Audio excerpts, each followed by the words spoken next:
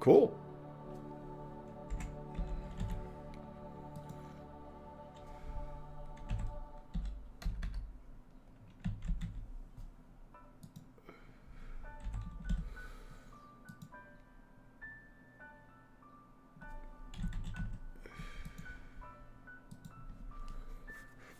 Theoretically, we are live out there. Yes, we are. Good. Hi, how are you?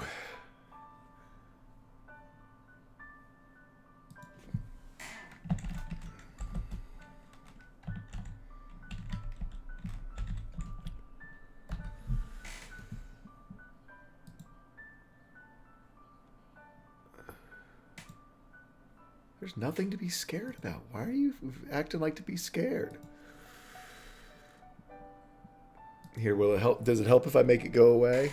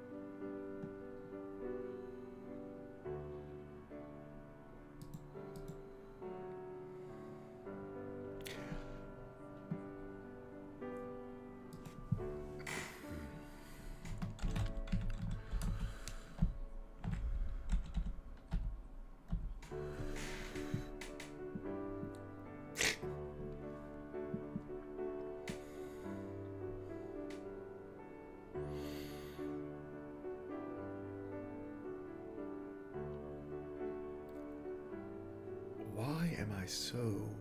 It's like I'm sitting here with like 6 pages of notes, and I'm just like, I feel like I have no idea what's gonna happen, what's going on today. Well, but that's the thing is that y'all are all over the place, and which it can go. I mean, just I know there's one way that it could go, but well, I don't know.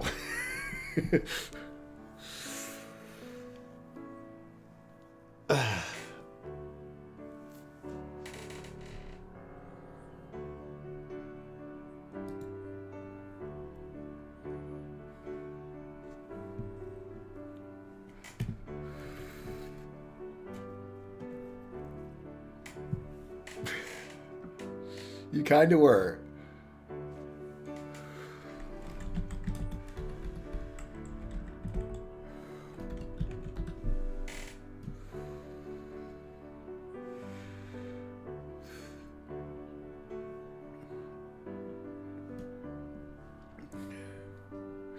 Oh yeah, Luna is having a. Hey, there's Kyle. Hey, how you doing, buddy?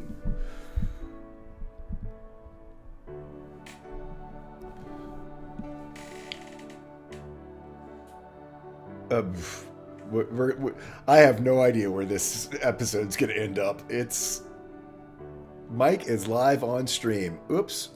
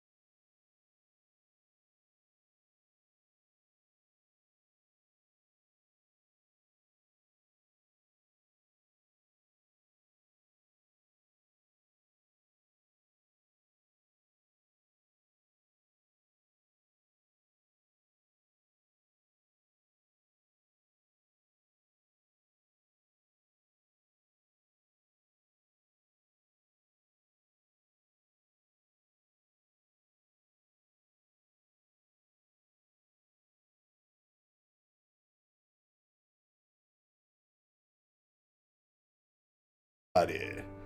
Oh, yay, thank you. Um, I'm Dragon Druid. We're gonna try this again. I'm playing Celia Rollerin, who I believe is Izome right now. You are Izome right now. Yeah. And she is our high elf rogue who has brought our innocent little bard into the lion's den. Baboonski, how you doing? So, next up, we will go with Bird vs. Plane. Hey folks, I am Bird vs. Plane. I'll be playing Iskatol, the half-elf bard turned gunslinger, who is entering the seedy underbelly of the city with Celia, and is already completely in over her head at the front door. So, this is going to be a great day for her. All sorts of good, fun things going on with Iska. Next up, we have NNG9. Hello! Welcome to a new year, lovelies. It is your punches I have returned. I play Luna, our water genasi monk, who can't sit properly, apparently. Chairs are for squares, people. Chairs are for squares. Next up, we have Templar Warden. Hello, I am Templar Warden. Yes, I will be playing the Tabaxi Wizard hidden by Axel. I got a delay on the camera here. I will be playing the Tabaxi Wizard hidden by Axel, newly appointed father. Excitable all around, a little bit overwhelmed. In a grungy bar, where he probably shouldn't be, but there's a sign he's thinking about. So, that's what you do. Cool. Just to go ahead and get this out of the way, we'll make this easy. Luna, you will do it in story when you get it, but just so I don't forget, go ahead and write down that you have a scroll of spiritual weapon from the spell bank from December. Just because it makes sense for that to go to you. That I will actually say that you've been working on it. Because as we know, a lot of cleric spells in our world do require scrolls. So we'll just say it's something that you've been working on. Not necessarily sure you could reproduce it if you ever needed to again, but little divine inspiration helped you along your way. So that does clear out our spell bank. So to tell you a little bit about our channel, I am Ta'al Squall. I am your Dungeon Master for today. We are playing in my homebrew world of Laragoth, which we have one module out, actually, that you guys can play in if you want to play it yourself. But there's lots of information that we've posted out there. You can also check out our Discord, follow the link in the doobly-doo below, to take you to learn more about some of the world, some of the people, some of the characters, some of the stories that are going on. We do play here every Saturday that we can. We've been off for 2 weeks, so we're all a little rusty, shown by our smooth as silk entry back into streaming today. And but you can find all of our old episodes over at the YouTube channel, which has a link down below, as well as highlights, which I've been myself reviewing and been posting them up on Twitter, so you can follow along with some of the very early days when we all look like younger, and all these players were so like, fresh-faced and not like, I don't know, burdened with the weight of destiny. You anyway, were so young. You were so young, naive. so young, so naive. It was going to be this nice, happy, high magic fantasy campaign, and it still is. But anyway, so welcome to our story. I can't give you a recap of everything that's happened, but I'll give you a little bit of recap of what's happened recently once we get into it. One of the most important things, though, is we do run our channel 100% for charity. This month, we are supporting Dedicated Endeavors, which is a great charity that my buddy Dustin Duro started up about 2 years ago. It started off that he used to do a charity ruck in Washington, D.C. for folks, returning veterans suffering from PTSD. The event grew and grew and grew, and he has now expanded it to also include all forms of mental illness. They do several big events throughout the year, both rucks, which are walks with packs, around cities or out on trails. And coming up on February 9th, I believe is the right date. You can find out more at their website. They do their big grand ball up in Philadelphia. All of the money does go to charity. It's a big sort of Cinderella type ball up there that people can go to. And it's a really wonderful organization. You can find out more about it. Hey, there we go. We got a good guy pie. Maybe. The star is here. Almost. The star is born. You're going to get in trouble with Luna if you say that. They make me zoom in. Luck is trying to get his computer up and working. As soon as he does, we will have him introduce himself. But until then, like I say, your donations do go 100% to charity. Our charity, as I said, is Dedicated Endeavors. You can find a list of the ways that you can influence the game down there in that same little post down below. And like I said, we'd love to have you support them and support us and get involved in our game as well. So, yeah, I think that's about all that there is to say about that one. I'm going to go turn it over to Good Guy Pie so he can introduce himself. Good Guy. Hello, I'm Good Guy Pie. I was late because of technical difficulties, yay computers. And I will be playing Luck Goldheart, Blood Hunter and Adventure Extraordinaire, all the way from Elevation Hit. And something about a big pimpin' hat I own. Yep. Also, just to let you know, Hawkeye donated inspiration to you so that the whole party now has one. Thank you, Hawkeye. Appreciate it. Let's get this filter on our buddy Bird. Cool. And with that, anything else I'm forgetting? Players, help me. Like I say, I'm feeling a bit scattered today. If I've forgotten something, let me know. Anyway, like I say, those are ways that you can donate down below.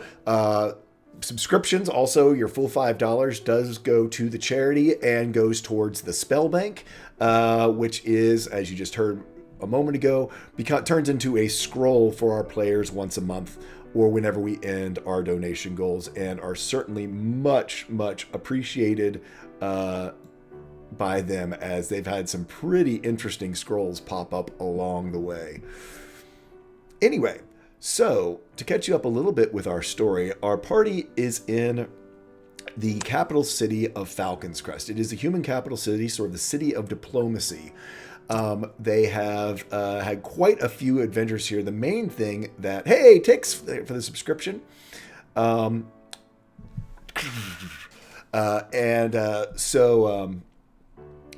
the main thing that has happened to them recently is Iska's sort of main nemesis, Bati, has reared his head. He is trying to find one of the chords of fate, one of these magical songs that can affect the fate of the fate itself. Iska has recovered one of them, has actually written one herself, and now this is the second one. After following clues around town, they ended up down in the catacombs where Iska discovered a message apparently left by her father, who was driven mad by a song that got stuck in his head, sort of the worst of all earworms, that said where she and, we believe, Bati felt that this song had been hidden down here in these catacombs below the city was in fact not where the song was, that Bati was, in the Indiana Jones type way, digging in the wrong place. So they are now on this trail of trying to find out how to find a lost battlefield from a war over 2,500 years ago between the elves and the humans, where this song is apparently hidden. That brings us to our good friend Axel, who, since the very beginning of his adventures, has been sort of following along in the footsteps of a group called the Eternal Keepers, who keep the secrets of the realm. And he's finding out more and more about them, including the fact that his adopted father was a sort of key member of their order. He thought they just had friends there.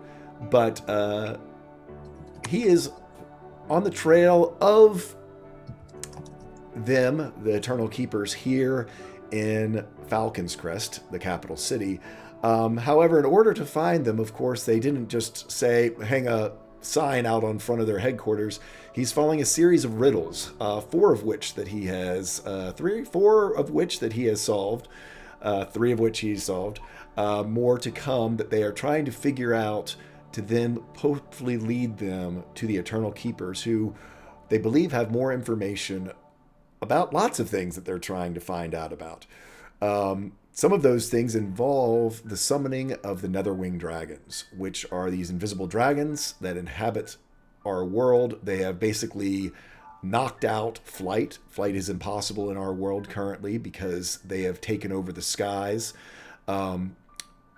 Vidar, who was once Iskrin and one of the sort of mortal enemies of the Netherwings, just came back from reforging his sentient sword, Lysithia, but in doing so gave up sort of his immortal persona of Iskrin and has locked himself into this now corporeal moon elf form of Vidar.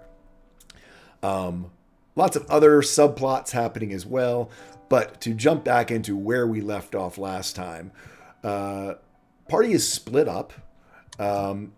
We have Luna, who is, as she mentioned in her introduction, has been taken aside by the Courtesans Guild of the Genasi Courtesans Guild, known as the Burning Rose, because as she will be attending the Solstice Ball, and will be somewhat representing the Burning Rose, and has no courtesan skills at all, and kind of not the most charismatic or fun-loving person, is sort of going through courtesan boot camp.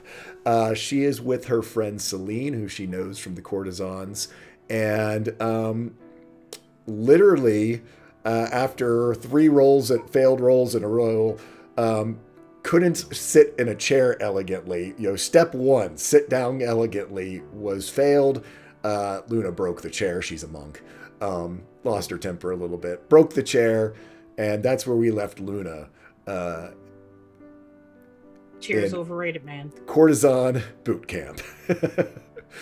Our good friend Luck is off on his own, having begun the day with Axel and Vidar, but having a mysterious hat appear from a drunken knight, a big purple pimpin' hat that apparently came from a drow, which they have not really met any drow up to this point, headed back to his sort of favorite bar in Falcon's Crest, known as the Iron Gnome Saloon, and has headed up there with the hat, as that is where he believes he got it from, as the details of the night on which it was appeared are hazy to all of the party.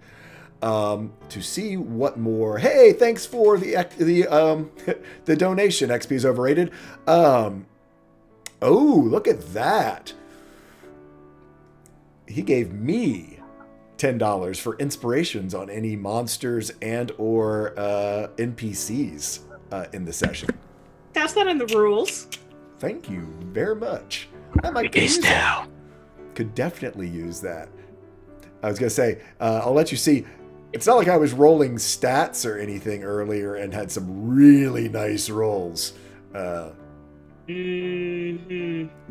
Mm-hmm. Let me just put that out on stream so everyone can take a look. Anyway, so we have Luck, who has headed up to the Iron Gnome Saloon in this late afternoon. Axel and Vidar are in the diviest of dive bar. This was like 4 prestidigitation beer to make it actually taste like beer.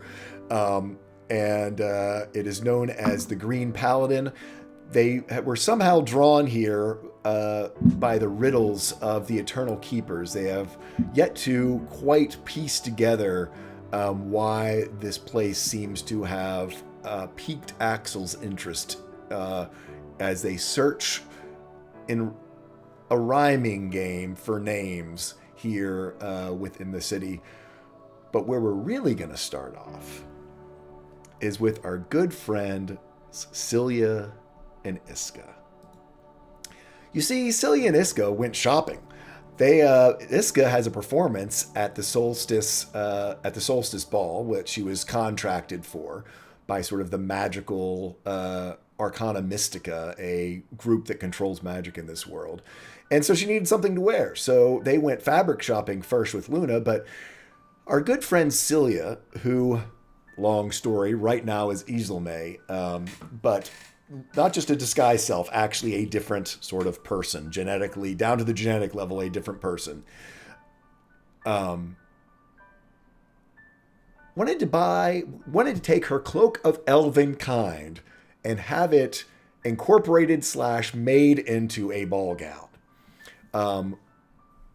The folks at the fabric store that she was at said, hey, that's not something we can do.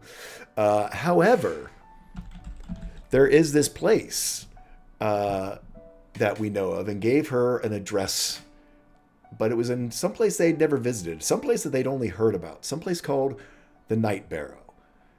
It is the Underdark and Drow sort of part of the city. It is located underneath a place called the Arcane Terrace. And they went from Ruan's, which was the fabric store, with this address card to go find their way it's not like there's signposts to the Drow Enclave here in town. But Celia, with some great rolls on some thieves shenanigans, was able to find the way in. They were greeted by a drow at the door with a heavy crossbow pointed basically right at their hearts. Celia, using her masterful rogue and thieves' cant skills, passed with no problem, and Iska, our bard, using her performance skills, was able to pass through as well. So, as of right now, that's kind of where we are and where we're going to pick up. Unless there's any questions from the group.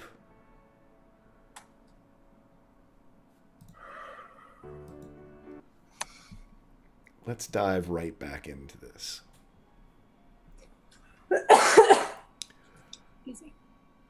Iska, Celia,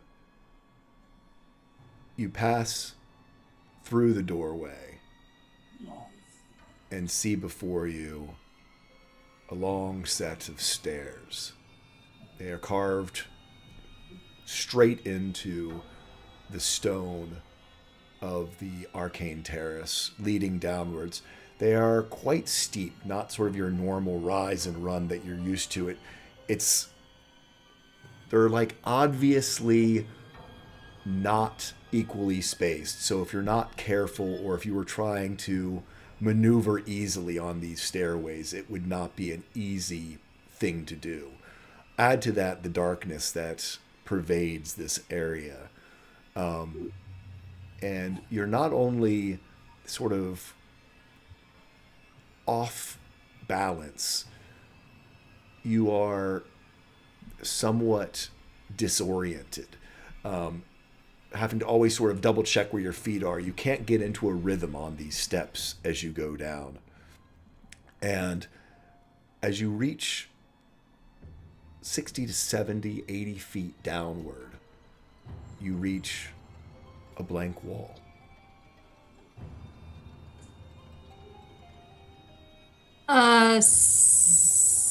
Celia's gonna look it over for secret doors. Okay. Do me an investigation check. Natural 20. Right out of the gate. Look at that. And the natural 1. And a nat 1, the dichotomy of man. Yes. You search around. It is perfectly smooth. It certainly is a door. It is not a flat wall. But you don't see any triggers, traps, any sort of indication that there is a way to open it from this side. In this sort of dim light, even with your night vision, this does take a minute or two. And as you're sort of realizing, almost wanting to double check, did you possibly miss something? The wall slides upward, and you see beyond it a dimly lit 8-sided chamber, probably only about 30 feet across, an octagon-shaped chamber. It's very dimly lit. You're basically relying entirely on your dark vision at this point. Is there anybody around? You do not see anyone inside of this chamber.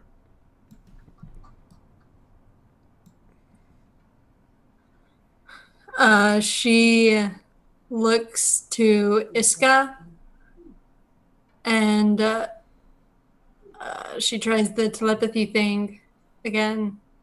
And let's see. Luck is on his way to the iron. I'm sorry, not Luck. Where's Vidar? Vidar is over in the Stoneward Basin. I'm going to roll a D100. You are right on the hairy edge. Let's see. High or low? Hi. Hi. Oh my goodness. If this was a divine intervention. You try to use the telepathy, but you are unable to. Vidar sneezes. Yeah. Weird itch on your nose, Vidar. Don't know what it is. She just kind of leans in close and covers her mouth as she whispers to Iska, lay low, don't draw attention. And getting that close, you can see a lot of apprehension and maybe even a slight amount of fear in Iska's eyes. But Iska tries to steel her nerves and just gives a very slight nod and just kind of adjusts the shawl, the cowl of that cloak Celia gave her to kind of cover her own face more, and sticks close to Celia. All right. And Celia will move forward into the room. Okay. You move into the room, and again, as your dark vision adjusts, you're able to see that there is a door in each of these 7 sides of the room, the 8th being open behind you.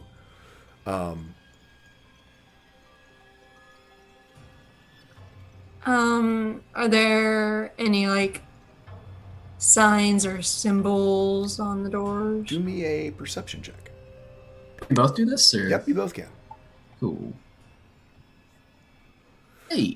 24 and 17, you both see almost simultaneously on either side of each door there is a large slot.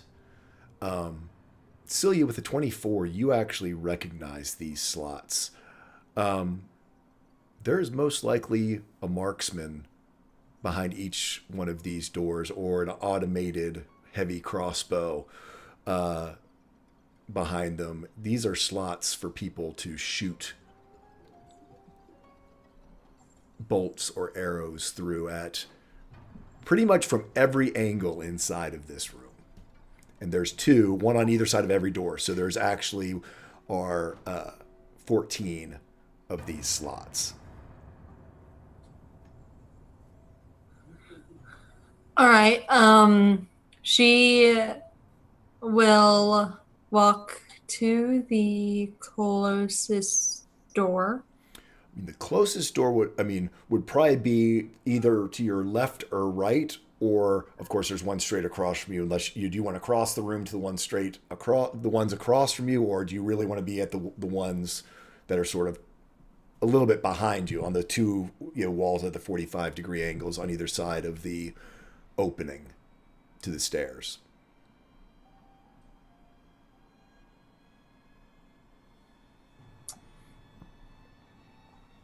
We will go to the... Oh, you gonna roll it?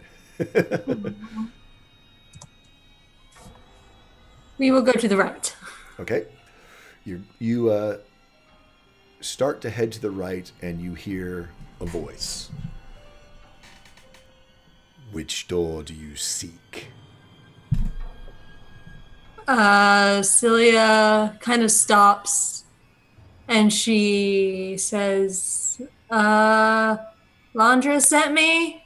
I'm here to get some clothing made.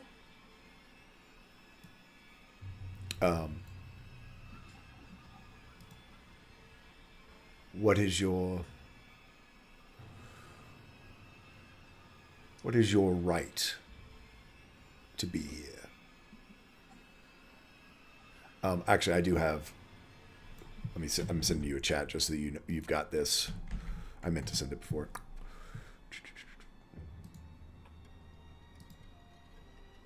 Okay.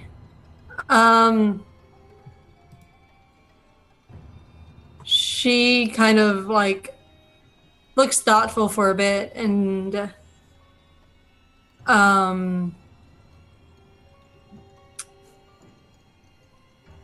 she says,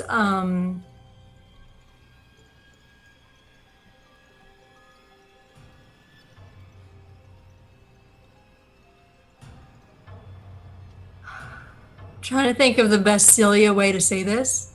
Okay. If you'd like to just say what you mean and do a persuasion check using Celia's persuasion, you can do that if you can't come up with words on your own. Sure, let's try that.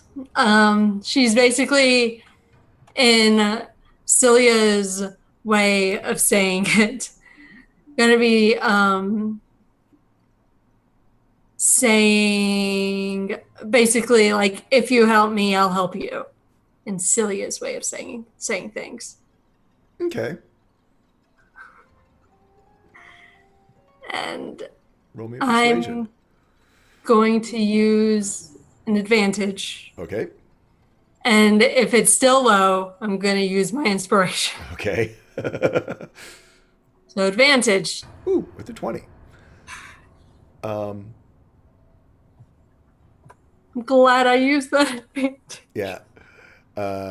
So as you say Landra, and you actually give the address that Landra sent you to go to 26 Rue Noir, and say that this is your business, and by this person letting you go about your business, they are in fact, helping themselves and helping others. And there does seem to be a little bit of a pause, but then a look back, or you can feel as though you're being examined, and you hear the voice again. The Night Barrow is under the sovereign law of the Lightless Empire. Know that you are not welcome here, and are tolerated only by the tenuous and chafing agreements of our ancestors. You then hear a click, and a subtle scraping sound as the door behind you slides down into position, sealing the room. However, no door opens around the 8-sided chambers. Minute passes, and then you start to see, you're almost in total darkness, that runes begin to glow on the floor with a dull green light, and almost like liquid being poured. The glow begins to trace out a larger ornate sigil across the entire floor, and as it completes, you feel a slight sense of vertigo in the pit of your stomach, and the slow floor begins to descend downward from the level that you were on You're able to see the doors above disappearing into darkness as the ceiling recedes as you fall slowly. Lower and lower.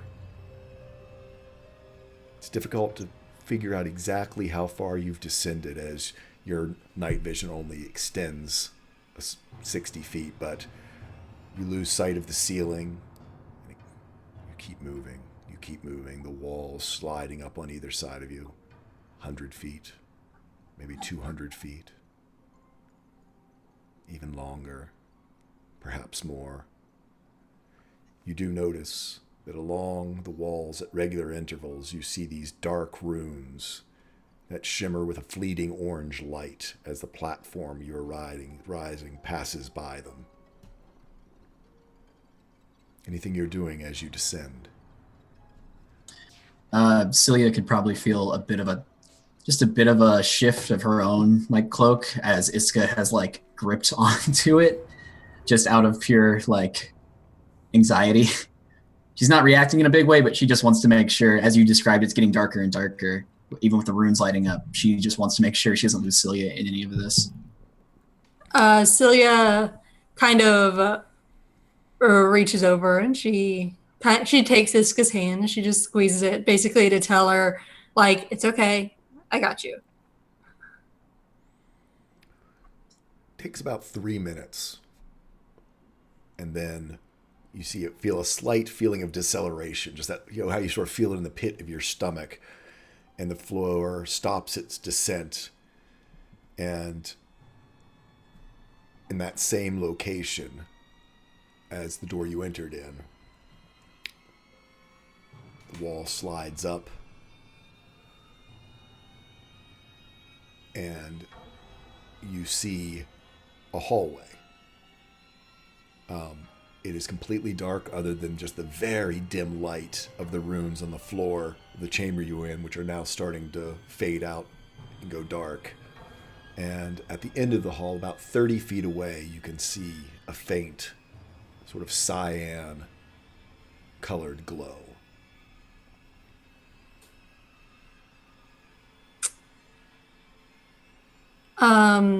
Celia looks to Iska and just kind of gives her a nod, and she will walk towards the door.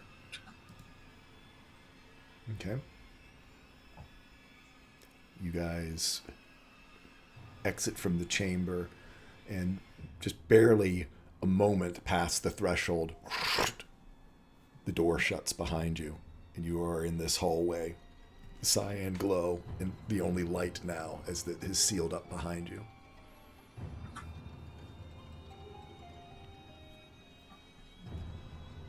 Yep, we will continue walking forward. Celia has not let go of Iska's hand.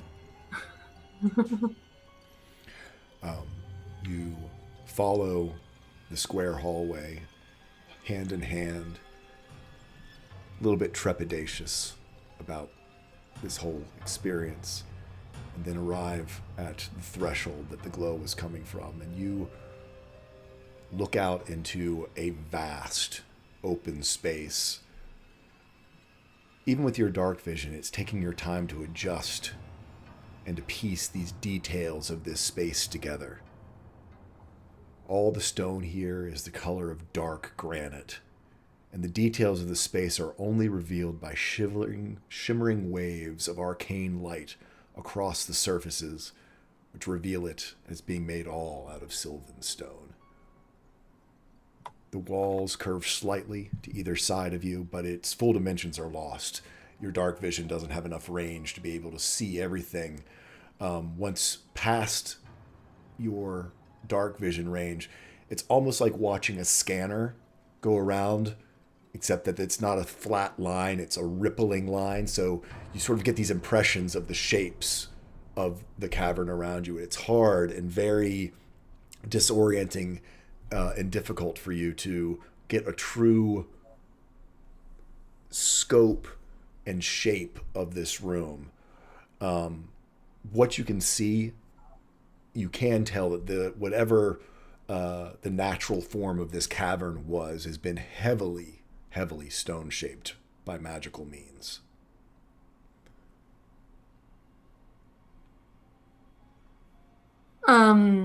Are there people around?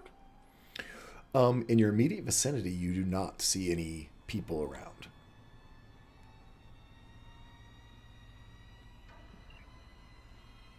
You do kind of notice that your eyes are slowly adjusting to this level of darkness, and your brain piecing together sort of these elements that are slowly being revealed. Mm-hmm. So she will kind of look over to Iska and say, "Stay with me." Iska will nod, and at this point, she will motion or, release the tension on the handhold and kind of like strengthen herself, kind of try to stand up a little bit more upright and try to walk forward with a little bit, like performing confidently, trying to make it seem like she's not completely terrified by what's happening. Okay. You guys step further out, sort of into the space, and there seems to be a clear opening, sort of maybe a square that you've entered into. And in the time that it takes for you to move sort of into the center of this square, your eyes have somewhat begun to adjust. They are captured by these waves of magic as they travel up the walls. And now that you've sort of stepped away from the walls, you're able to see behind you a little bit better what they're revealing.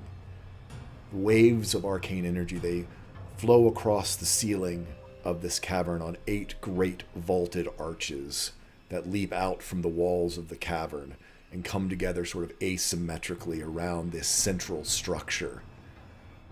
The structure you now see is emitting its own light. It's neither a tower or like a traditional keep. It seems to be comprised of almost a nest of spires of varying heights rising above the low-lying surrounding buildings. The spires seem to be extensions built into and around the legs of these flying buttresses that support the great 8 arches that span the cavern. A single spire rises above the nest of smaller spires. A bone-white finger of spiraling stone architecture, covered with balconies and stairs and a webwork of causeways leading out to the other spires. It's now here that you've gotten a little bit further in, your eyes have adjusted, that you understand the full nature of the Night Barrow. How would you guys like to proceed? Not by coughing. Excuse me. All right, so there's still nobody around? Do me a perception check. Perception. I believe.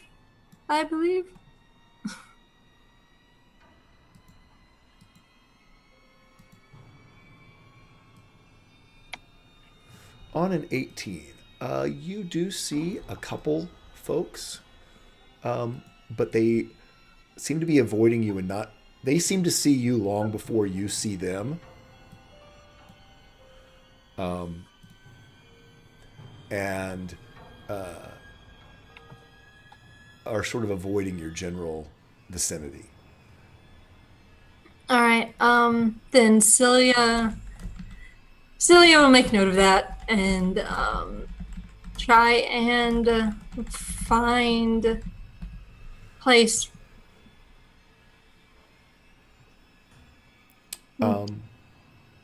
Try and find the address that. Okay, so do me an investigation check. Actually, both of you can if you'd like. Investigation 17. On a 17, the first thing you notice as you try to maneuver around a city, you are from large cities. They are sort of where you were trained as an assassin.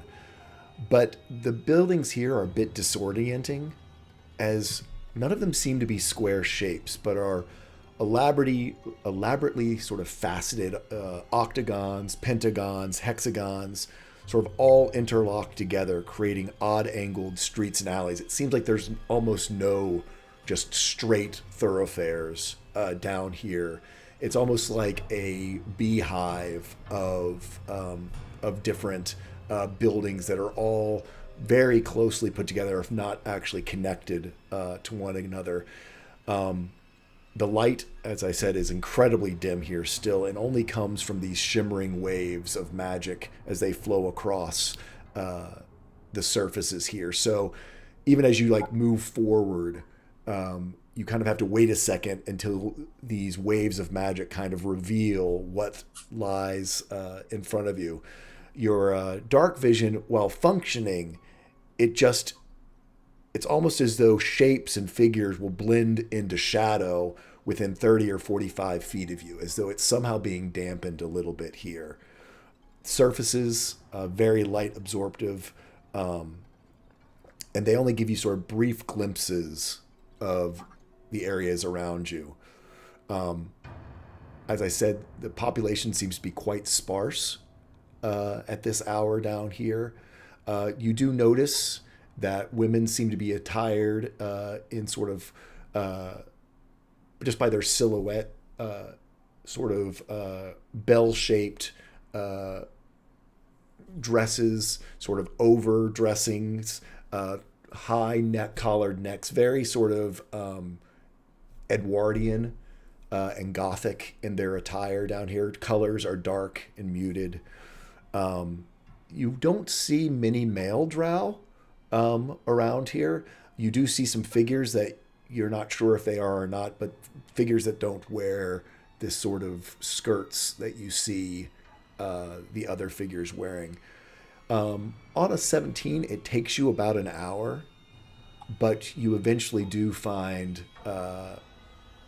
sort of what seems to be a sort of retail district here, where there seems to be some small shops. You find a road that is La Chemin Ebonne, which seems to be the closest thing to a main thoroughfare through here, and eventually down this road find Rue Noire. Along your way, you do notice that most of the doors in this area open onto the street of this commercial district and only seem to be curtained, mainly with sometimes just cascades of beads, other with bamboo shafts that make hollow, empty notes when they bump together. It seems to be there's not a lot of doors or sealed areas around here. Rue Noire is a very small alley. It's off, as I said, this main street called Le Chemin Ebonne. It doubles back on itself. It's quite narrow. And 26 you find on the right, near the very end.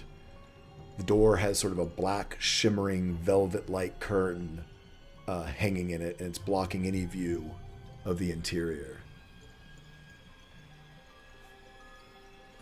I will walk up to that building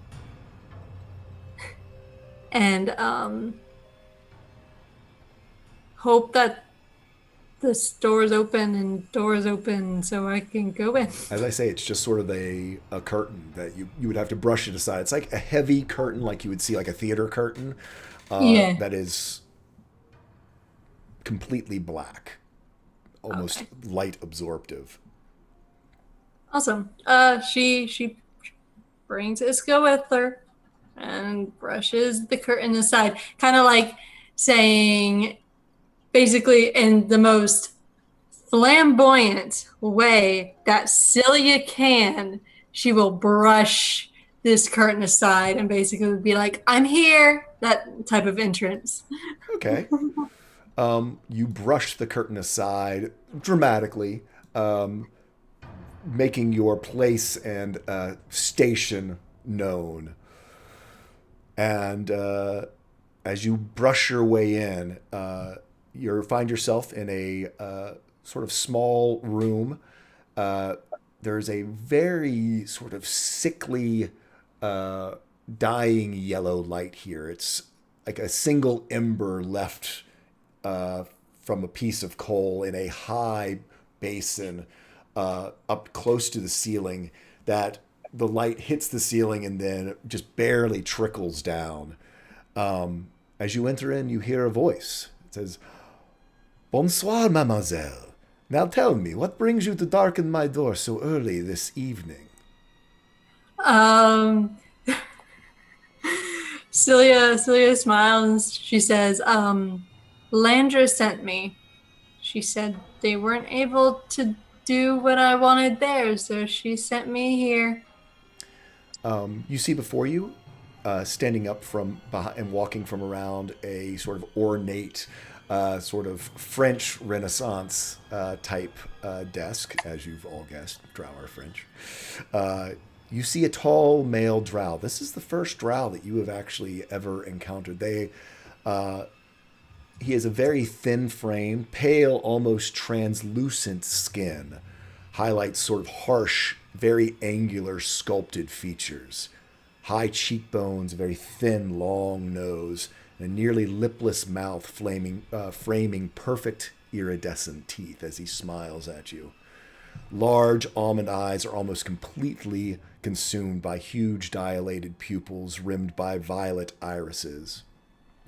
He is shirtless, but for a short gunmetal gray bolero-type vest, worn open, but tailored to his overly lean and sculpted muscular torso.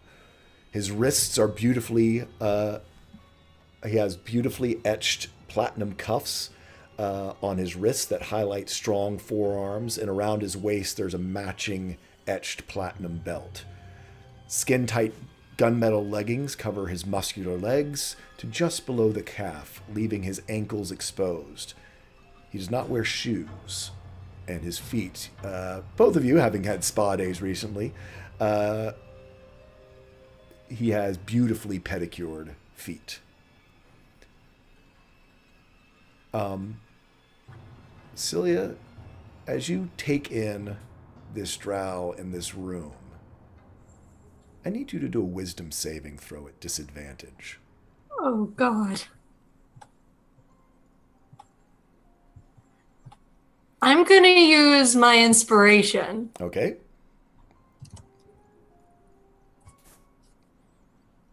$21. So,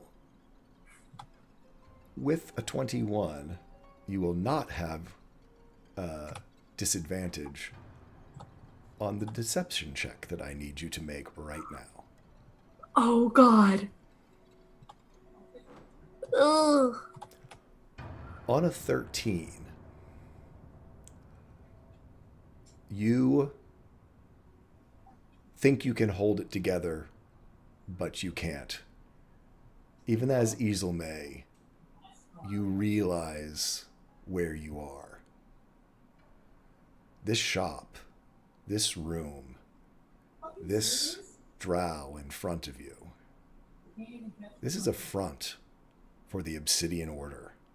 You literally are in the front room of the organization that you faked your death to try to escape. I am so happy I'm Iselmay right now. With that, we're going to cut to Axel and Vidar.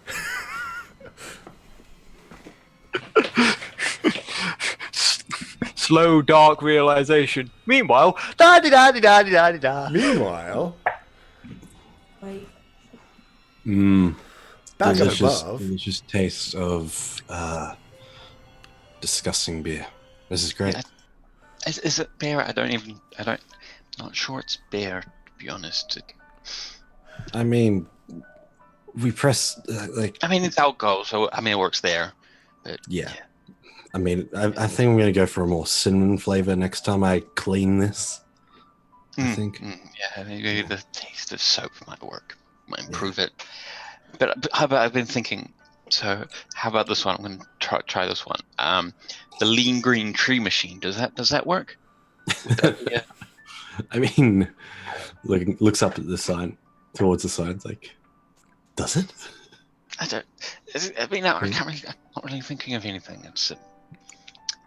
I mean, the taste is distracting. It's a. Yeah. So yeah, it's a horrible dive. It smells of skunky beer long spilled on the floor and never cleaned up. It's for prestidigitation beer. That's how bad it is. Very small. All of the joy of the solstice celebration does not seem to have found its way into this space. Yeah, what do you guys want to do? Be discussing rhymes. Yeah. Um. So as you look again up at the sign, there's a very faded, like flaking mural that seems to be the same as the sign out front of this paladin in full plate armor, fighting off some sort of treant of some sort. And you can see this treant seems to be withering and dying in this paladin's grasp.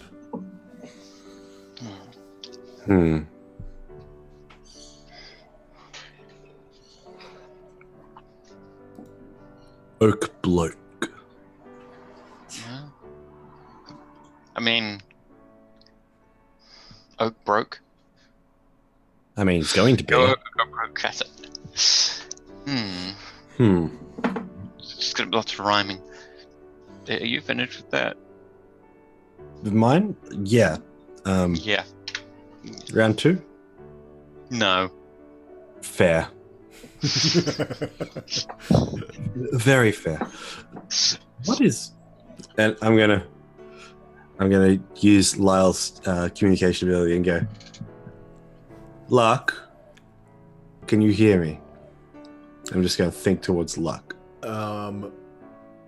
Let's see. Luck was heading up the Stoneward Rush. We're gonna do the roll again because it just depends on how much he meandered or how quickly he headed straight up there. High or low, Luck? High. Oh wait, no, Luck. Sorry. No. We'll mix up. Low. It's high. Luck was ready to get his first beer too, so he has already gotten outside of range of your telepathic link. And then it's just like, okay. Well, he's too far gone. We'll find him later. I'm gonna look at Axel. Yeah. Look at it. Blight Smite. I'm gonna look it up. But Did you address the sign? I think there might be a bit. Take it personally. oh. No. Do me an intelligence check, Axel. What? Yeah. Do you have any ideas, Riley? Just thinking of rhymes. That is. On 11, Light Smite does seem to be getting warmer.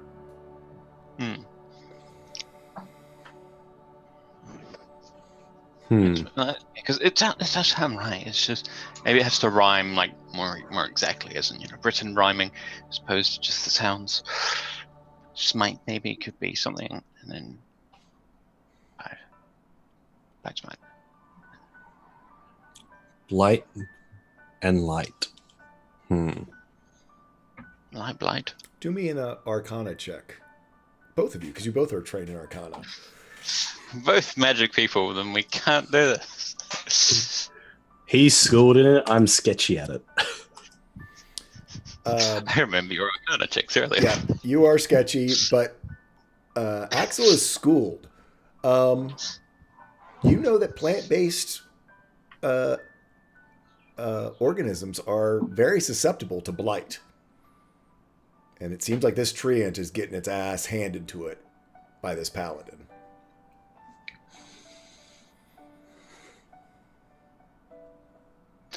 Mighty Blight? Might Blight? No, that doesn't work. What? That's not a rhyme. Mighty Blight? Mighty Blighty. I mean, probably not. No, probably not. Yeah. Yeah, that's a light blight. Blighted. So holy is light, maybe. Yeah, no help from chat. Don't all scream it out if you got it, chat. But please don't. No. I'm being frustrated over this for a while. We're just standing outside looking up at the sign. Light fight. Smite. Right smite? No. Now I'm just putting words together. No, I mean, putting words together might be an idea, but I think it's according to the riddle, the clues. Maybe you don't want to get it wrong too much, or maybe it'll be fine. I mean, Just hmm. Blight.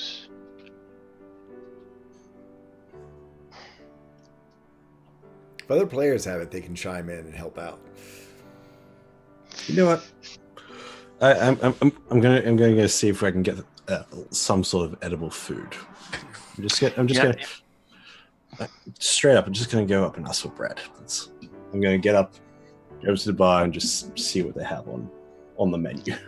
I'm just like, it does fizzled at this point. He's like, I feel like you were right on the door of it, though. Could it be the order of the words, perhaps? That you set them out of, you know. Yeah, maybe. You might have. I feel like you said all the two words you need. You just blight, smite, might, blight, smite, light, tight, paladin. Think of it as a sentence. I'm going to the bar. Have I'm loving these reactions. have you thought about taking words that you've already used but switching them around? Nope, no Like- answer on Naomi. Pally, tally, might, smite, blight, might. Mighty blights. Verb now. You're a verb now. So, That's Vidar, you fine. go in, and there's the crusty guy behind the bar who literally just spit into a glass as he was to wipe it out and puts it up on the counter. What do you want? Not that cup. I wasn't going to give But- it to you anyway. Thank you. Wonderful. Thanks. What's on the menu? Do you have a lunch special? Do you have bacon? Stew. Can we put some bacon in it? Stew. We have stew. Yeah, sure. If you want bacon, yeah, it's got bacon in it. That's what's in it. Yeah, bacon. Oh, wonderful. Cool. That's 4 gold. 2. Suit yourself. He literally reaches back behind the bar, ladles out something gray with chunks, slaps it down on the bar in front of you, takes your 2 gold. I'm just going to look at it. Look at him. Look at it. Do me a perception And as check. I'm going to pick it up, and as I begin to, I'm going to give it a sniff as well.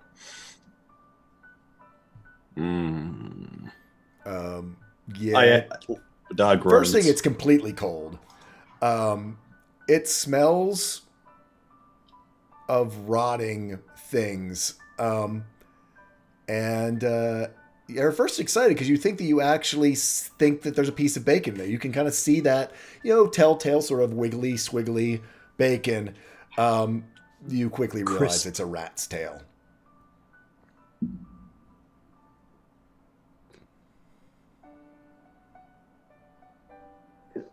Enjoy. Fancy boy. You are quite fancy dressed. I am quite fancy dressed, yes. So I'm going to take my not so fancy food back over to my table. I'm going to put the bowl down, look at Axel and be like, we're not this desperate, are we?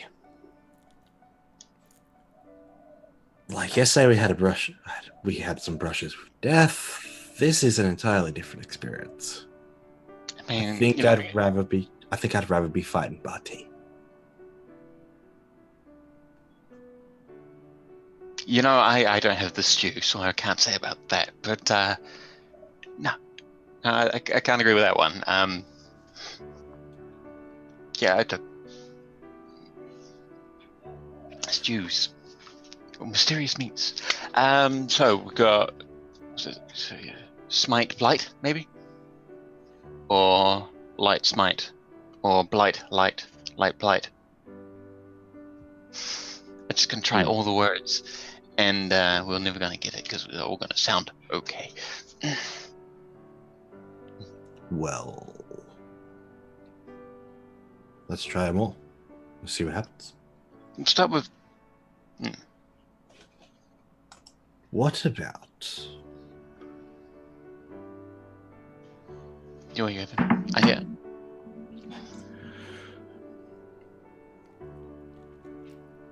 Smitey Blighty.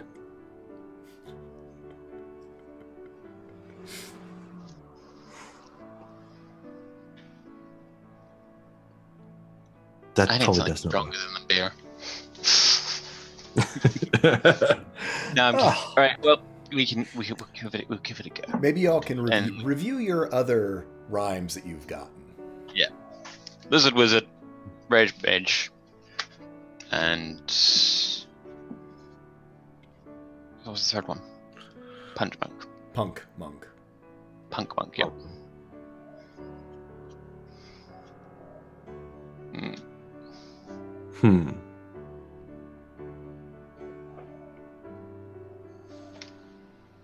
Pally. Nope. Nothing Pally. Not Pally.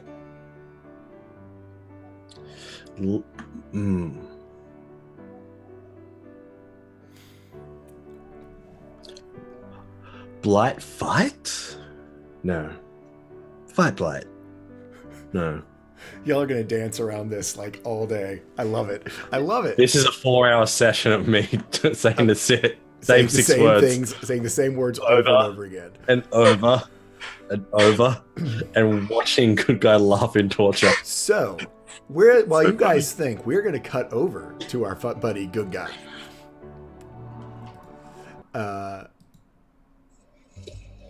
Luck, you are heading on your way up towards your favorite bar.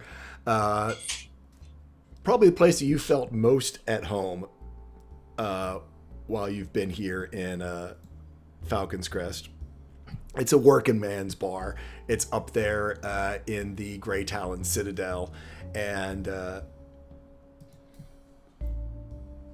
you know that it's kind of where all the workers hang out afterwards. You're on a mission. Yes, sir, you are. You have a big purple pimpin' hat that mysteriously appeared in your room, and the last known place that you saw such an item or heard that this was acquired was up at the Iron Gnome Saloon last Friday night as you were drinking. You've got all of your detectiving's skills to bear, and you head on up to the Iron Gnome Saloon. Do you just walk right in, or how are you going to approach your destination as you're on your mission of discovery and detectiving with your gumshoe music playing? It was a clear night. Everyone knew what that meant. No, Look was feeling a little suspicious of his own track. Wasn't sure what he was trying to find. He might have been chasing a wild goose chase at this point, but decided it was probably best that he starts on the outside, get a feeling for it, making sure that no clues were left on the front door, as it were. Very good. Go ahead and give me a perception check. Right.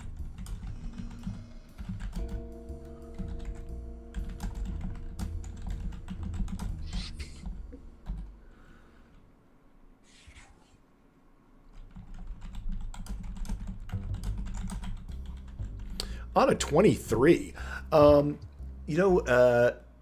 this is your bar. This is your place.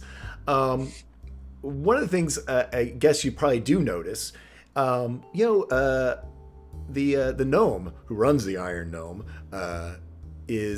does keep a very, very neat and tidy place. If anything, that's probably what you notice most. That his nickname is Slag. Everyone seems to call him Slag. A bunch of metal workers up here, blacksmiths, etc. And the front porch, here has been pretty well swept, so not really any clues. Slag like to stay on top of his cleaning.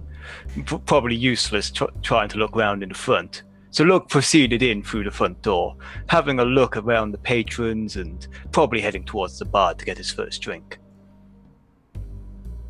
You head inside and you actually do see Slag. He is up in his normal spot, as you recall.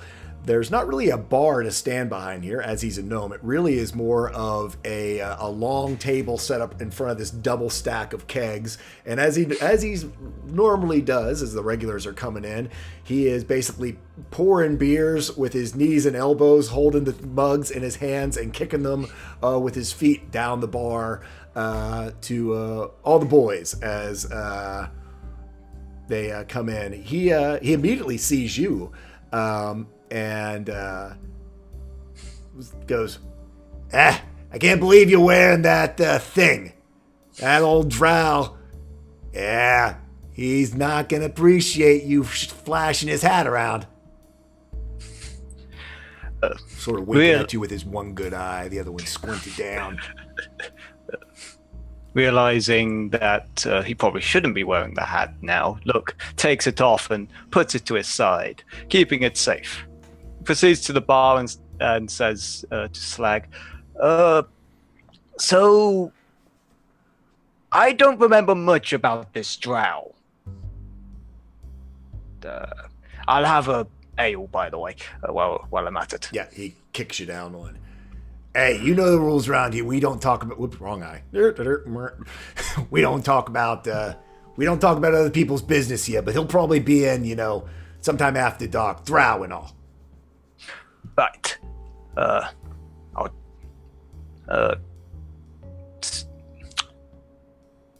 So this is his hat, though.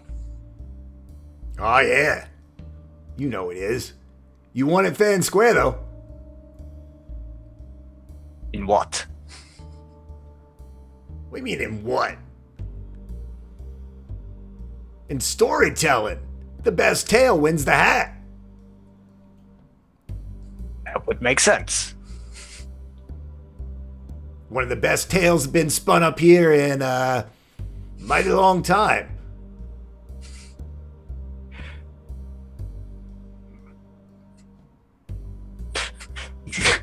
Look, he has that sort of face of, I really wish I could remember that now. You were in prime form, buddy. Hey, tell you what, this first one's on the house. Just for the entertainment value alone that you provided. Oh, thank you very much. So, you get a lot of him in this bar? Once or twice a week he comes in. If he's coming in, he'll be in after dark. Hey, it's the solstice. He'll probably be drinking every night this week up here. Hopefully I'm in luck then. You are luck. Ah. Yeah, I did it. You know what? I've been waiting for that joke for so many sessions. Near 80 sessions now. And only now has it come up.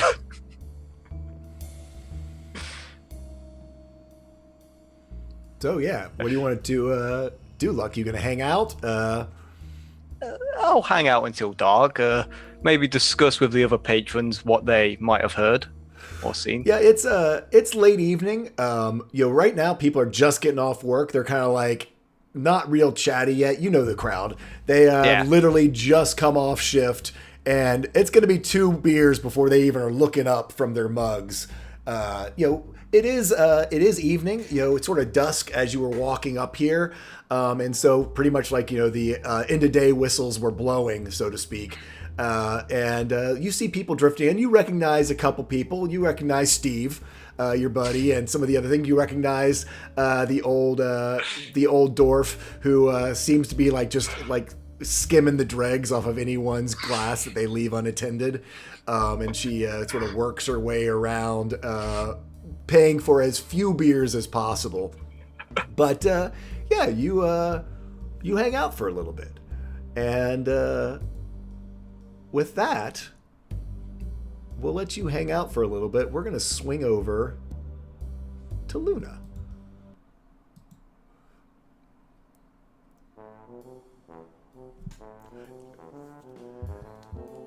Luna,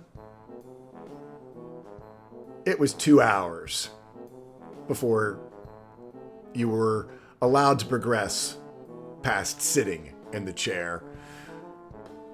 At hour 3, Celine looked up to the attendant who replaced a couple chairs before all was said and done, and said, "Darling, I'm going to need a glass of wine for the rest of this." And Celine began drinking. I need you to roll me as you have finally seated yourself, you now have in front of you no less than 27 pieces of cutlery, silverware, knives and forks, glasses, etc. And explain to me what skill you would like to use to not be rolling this with pure charisma and disadvantage. Or you can just roll your charisma with disadvantage. Okay. Well, here's my thought.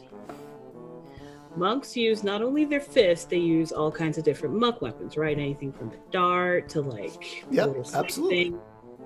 Food works the same way. You have to know which utensil is appropriate for which meal. You don't use a dessert spoon for your opening soup. That's for dessert. Okay. It's kind of the same logic. So you can kind of categorize it that way, maybe. Okay. I'll allow that. As monk skills and that specific thing of knowing what to use, tell you what, I will let you use. We can do one of two things. Oh yeah, we can do one of two things. You can roll me an intelligence check for sort of that insight into making that connection. Making that connection. Or I'll let you burn a key point to not roll the charisma check with disadvantage. As key is truly the sort of the monk thing.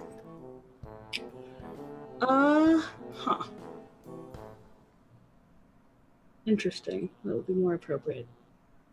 Or if you're welcome to counteroffer. I'm just trying to think of exactly knowing which weapon.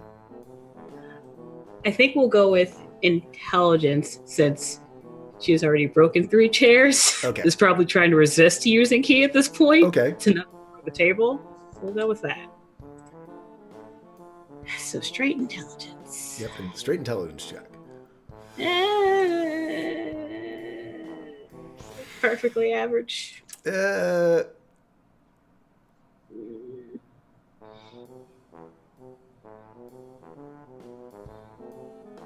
tell you what. We're going to have, because it's just a 10, it's going to be like at half disadvantage. So we'll do it as a charisma check with just sort of like a disadvantage is like a -5. So we'll say it's a -2. A charisma check with a -2 modifier. Okay.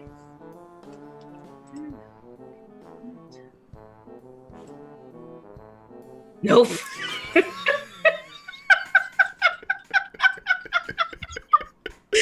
I love you, Alicia. I love that the dice are just telling this story. You had it. You were sure you had it. You know which dart to use, which shuriken to use. You have been studied since you were a child in the fine arts of monk weaponry. And, what is food if it's not literally just attacking, Exactly. attacking things? Unfortunately, in high society etiquette, the most efficient and tool is not necessarily the one that is the right tool. And 2 glasses of wine and 2 hours later.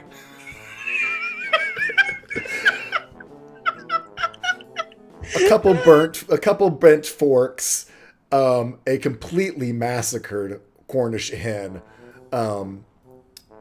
some dish that you aren't even sure what it was supposed to be. It was pretty when it showed up. It kind of collapsed on you as you were using kind of what looked like some kind of you assumed it was a straw. Apparently that wasn't how you used it. And Celine looks at you and goes, "Okay. Dare I? Are you ready for the next? Or shall we call it an evening?" She smiles at you. I am already here. Okay, then. She waves over and clears off all the silverware, clears off the plates and stuff. The table is reset, and there's a sort of lovely, like, bamboo, like steamer basket that you would see in front of you. And slow you watch as 17 different elven eating rods are placed down. Think chopsticks, but there's 17 different styles. Some of them are corkscrewed, some of them are bent, some of them are curved. Some of them apparently you need to hold 3 at a time while using them.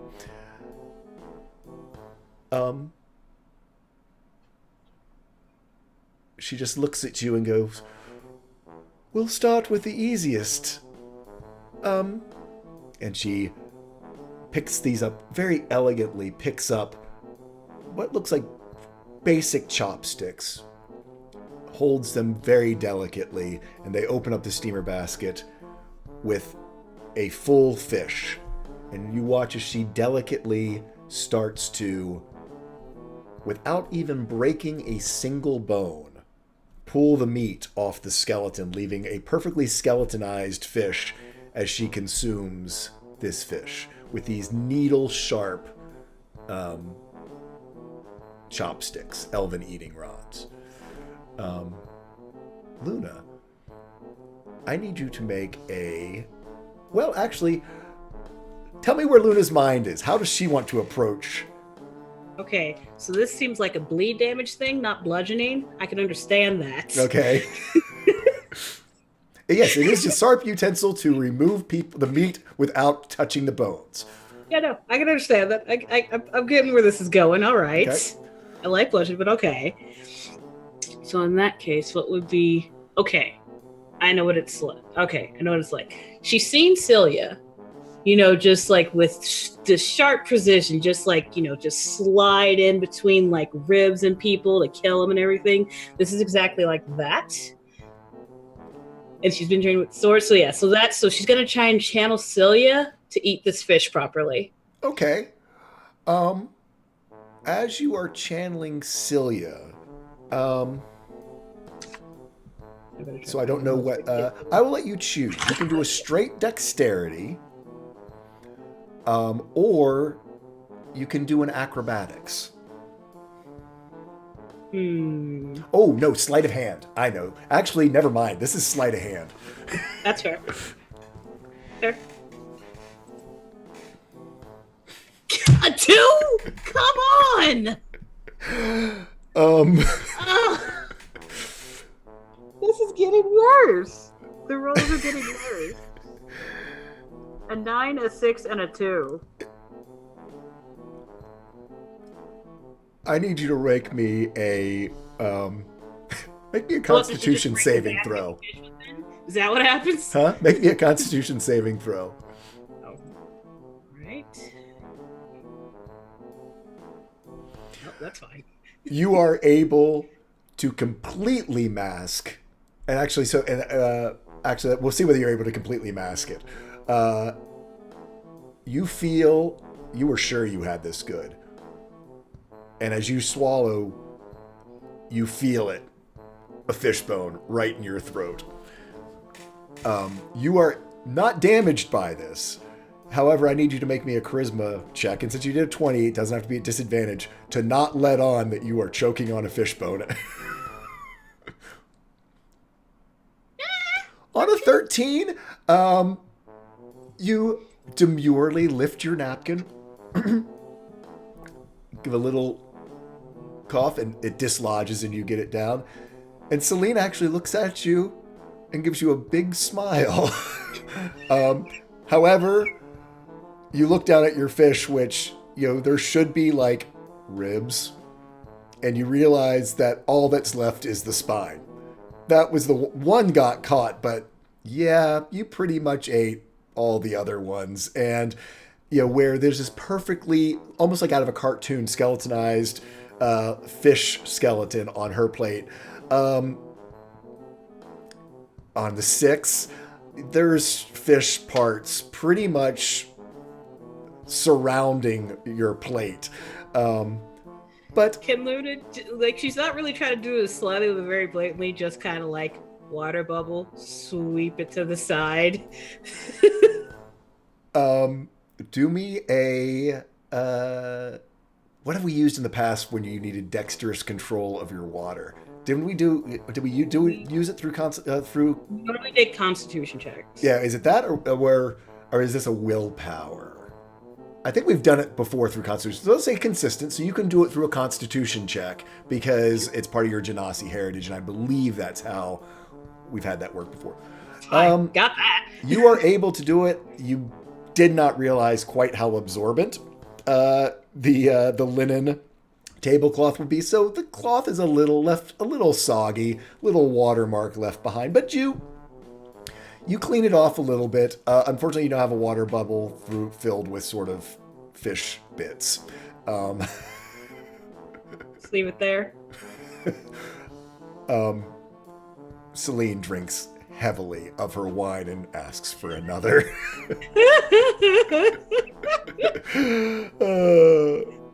With that, we're going to swing back around to Axel and Vidar as night has... We're going to leave this music on because I think it's going to work for this too. As Axel and Vidar are hanging out in the dive bar, the Green Paladin staring at the sign, just saying all these rhyming words, looking at this knight and this paladin in his full plate armor, and attacking this treant. Holy Noli. There's not even a knoll. Sorry. Holy no! You've broken the DM. Just like, no! What are you talking about? I can't say that. That's There's really not even interesting a knoll here. Extra tangents, because the fact. No! I mean, I'm wondering. I know that they exist. I've never actually met one. I wonder if they could be trained up to be a paladin mix or something like that. Not what we're talking about. I mean, but it could be. Yeah, but I'm pretty sure it's I'm getting an idea that it's very much about the blight in the tree. But what's another word for paladin? Like, or something. What do holy men go on? Quests. Crusades. Bro. Horses. I was referring to a crusader, if you were looking for another word. Night. We'll get there. We were because he got it, I think. So it was working it. Oh, you mentioned it like an hour or two ago. Oh. Yeah. Okay. You finished with that stew, right? Look, it's been sitting here this entire time. Yeah, I've just been It's knocking like it congealed. It now has like that weird gravy layer on the top. I'm pretty sure no one ever wanted to touch it. Just got it. Well, I slowly push it to the side and push it off the table and just go, oh no. You gonna do anything about that? Yeah, the guy behind the bar, the guy who, if you recall, basically you notice the fact that he does not seem to actually have a neck, just looks across at you. And when Axel says that, he kind of lifts his eyebrow at you, with the questioning of whether you're going to do something about that. I'm gonna look. I noticed I'm looking and said it was an accident, good sir.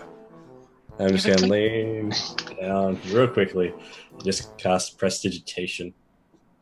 Brian, when you accidentally knock Stu onto the floor, it's generally a good idea to try and clean it up. Okay, all right. Yeah. I'll give it. I'll give it a try. I don't know how. Let's find out the limitations of Prestidigitation cleaning stew from a bowl. Well, we're going to be outside. I think we've got it. So, right? Yeah, I'll just real quick. I'm gonna try clean up the mess using Prestidigitation. Prestidigitation, yeah, I mean it works that way. It sort of puts the stew back in the bowl. There is sort of a large disc of congealed stew top on it. And I'm just gonna put it back on the table and say, "Good day." Good day to you too. Let's not come back in. I'm gonna whisper. So what were we thinking? I'm so sorry about that. You're thinking of a million different things. Look, Light night. Does that work? Night fight. What did you say again, Templar? Light night. As you say it, you look up at the sign and you see another verse appear. Well done, Kyle. Hey, I totally slipped. I'm sorry. It wasn't Because me. he actually got it earlier, and then you slipped and it's like, oh, well, that's confirmed. Yeah, Look, I didn't pick that up I at was all. going to try Please. it, though. I think that was pretty good with me. So you find this next verse. Of dragons' arrival and armies lost, they hold their tongues no matter the cost. Hold on.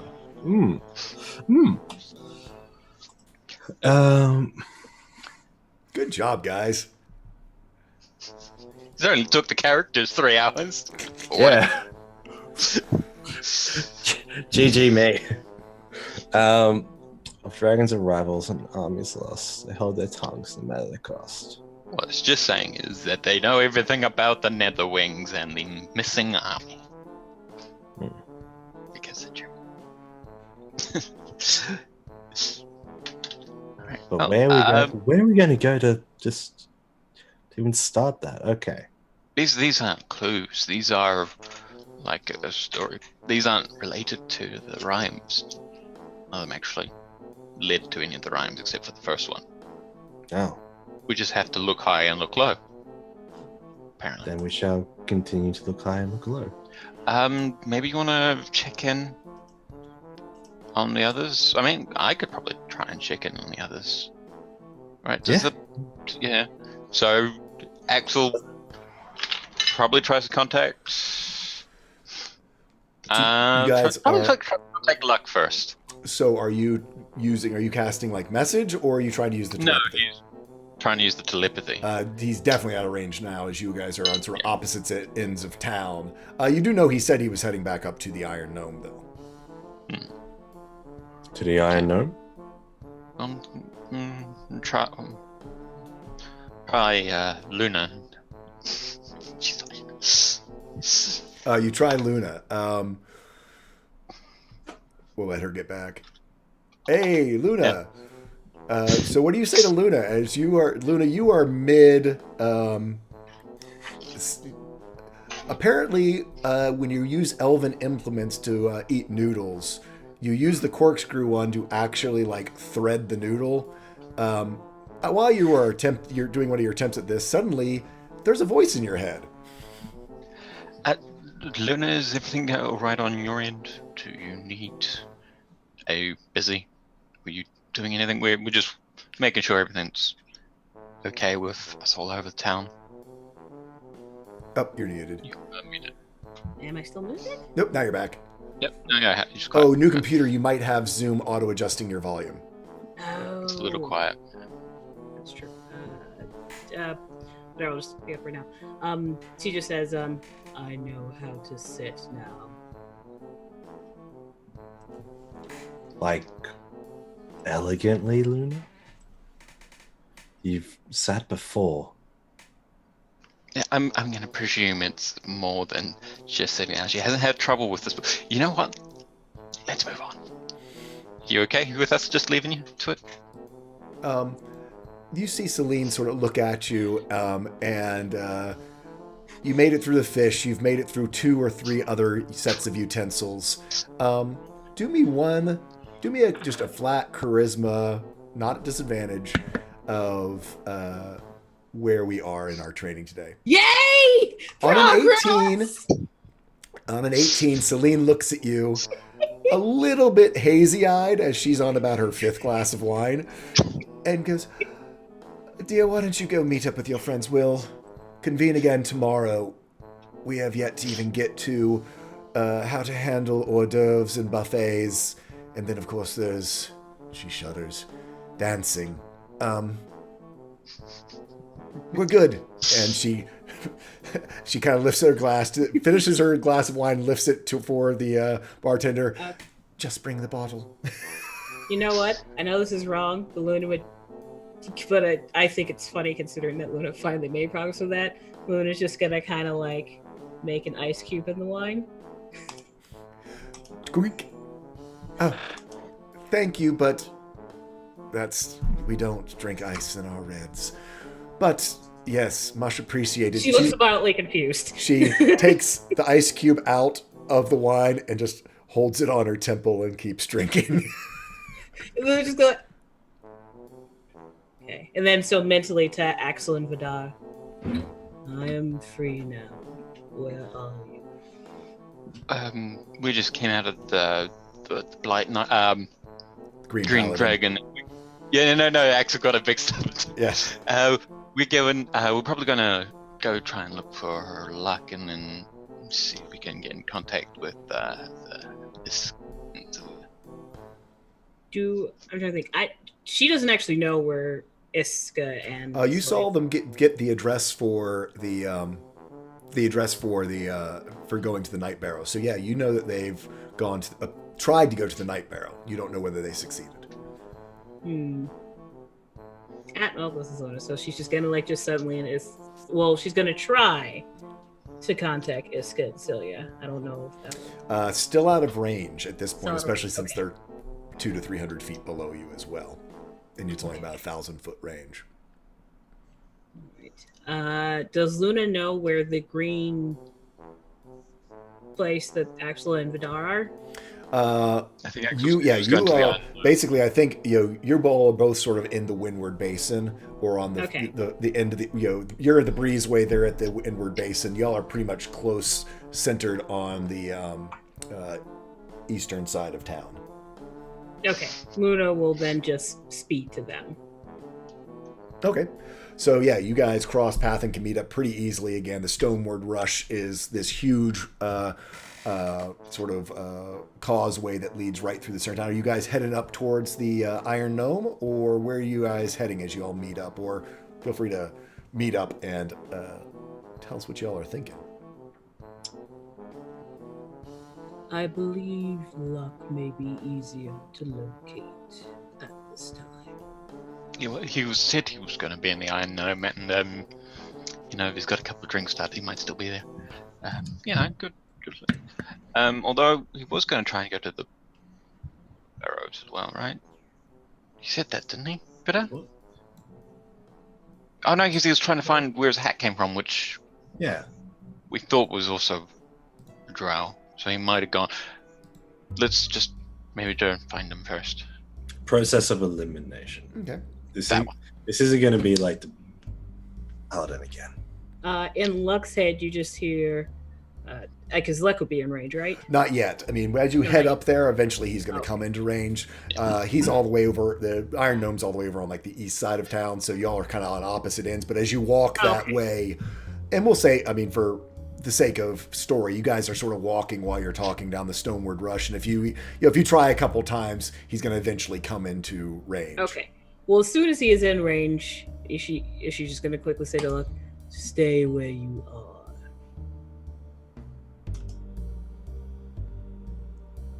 Look, so yeah, what are you doing when this message comes in as you are up in the Iron Gnome amongst your people? He's probably like halfway through a conversation about something that doesn't really matter, but probably like maybe the quality of ore and like the differences between like a vein of ore and like a collection of ore and all that. Okay. With that, you get the message. Whether you reply or not is up to you. It's again a fairly straightforward walk. About 15 minutes, you guys can make it to the Iron Gnome. And Luck, as you're sitting there, you've seen Luna, Axel, and Vidar all come in. Night has fallen at this point, you are holding court, telling stories. Some people are interested. They seem to all be waiting to hear one of your big tales that seems to have become quite of legend since Friday night. That of you, having the hat, you've taken it off, but everyone kind of knows you've got the hat.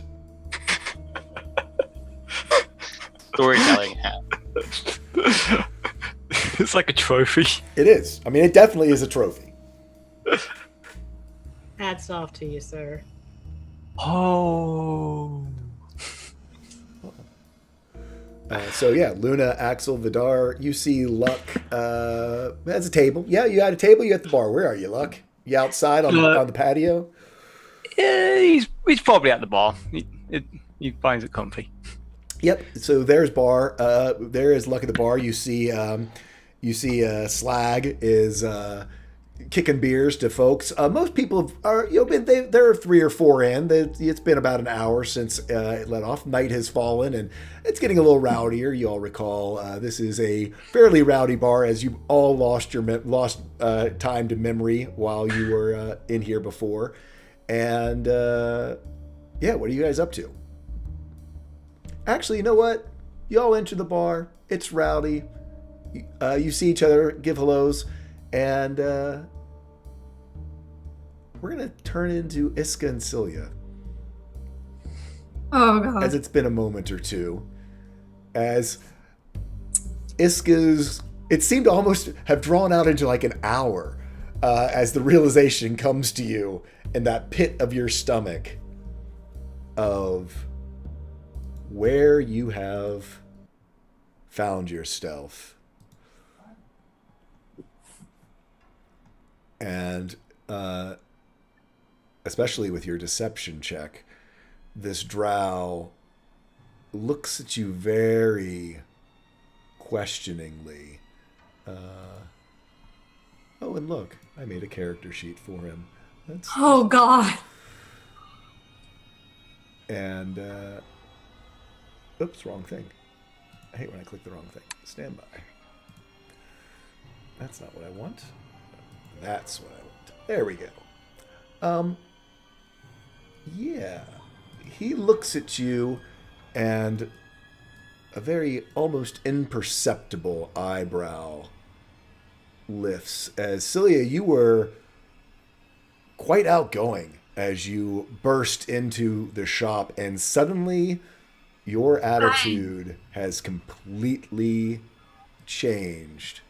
Yep. And he gives you, his smile broadens a little bit more, not unlike a predator, as those iridescent teeth, you notice the incisors do have a slight point to them. Mademoiselles, you were saying you had something that we could provide you. Yes. Landra sent me here to get a dress made that I can wear my cloak with. That is... Normally Landra could do such a thing. Why would she send you all the way down here? Landra, of course, being a very good friend of ours, always sending us the things that we need to know about. So why would Landra send you here? May I see this cloak of which you speak? She just like motions to the cloak that she's wearing and this is the cloak. Puts his hand out. If I may, just a little closer inspection, of course. Smiles at you. She takes a step forward and turns so that he can get a view of the cloak. And like as she just like looks to Iska, her eyes are just wide. But she's like facing away from him. Just like So Iska, how are you handling this? Suddenly Celia, probably for one of the first times ever, she is shaken. Iska kind of seeing the wide-eyed Celia, almost like, looks like she's kind of giving a nod of some sort, but is actually just like trying to make that cow go a little bit further to block more of her way. Just trying to remain stock still, as if she's not shaken by the fact that Celia, the person who's supposed to be good at this and know what we're doing, is as terrified as she is. Roll me a performance check. Hell yeah. At disadvantage as you are. Oh God. Oh, look at that. With a 21. Iska, tell me how you pull it together. She can kind of feel her hand beginning to shake and realize that if she remains as she is, she's going to give herself away. So she widens her stance a little bit and brings her arms up and crosses them in a way that almost makes it seem like she's the one accompanying Isilme, not the other way around, and that she's the one who's like the protector here. Okay. Me.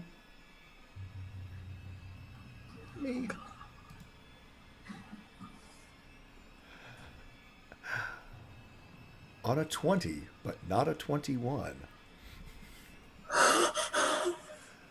Oh, mademoiselle, he now is deferring to Iska. I'm obviously your companion here is shy or insecure in some way, but I'll be happy to do what I can in order to assist you here. It would have been helpful to take it off, but I understand this would be fine. I can see what I need to see. And you see as he pulls out a loop, almost like a jeweler's loop, and begins to examine the cloak. And he starts to almost just make easy conversation. So you were speaking that you were wanting some type of dress, you were saying. Yes, there's a party, and Which party are you going to? One of the solstice festivals. yes. Which one? And he looks at Iska now, sort of almost ignoring Celia at this point, directing things towards Iska. What's the actual name of the one we're going to? Like the It is the solstice ball at the Viceroy's residence. It is you would know this. It is the ball at the warden's seat, given by the San Barthany family. the lady's been invited and to be in the presence of the Viceroy. Ah, so for the warden's seat, that is quite an honor, mademoiselle, and quite an honor for us to be able to work on such a piece. It is also quite an auspicious occasion. And he smiles very big at Iska and goes, I'm sure it is just a, perhaps, oversight. You do realize that this cloak has an unregistered enchantment upon it.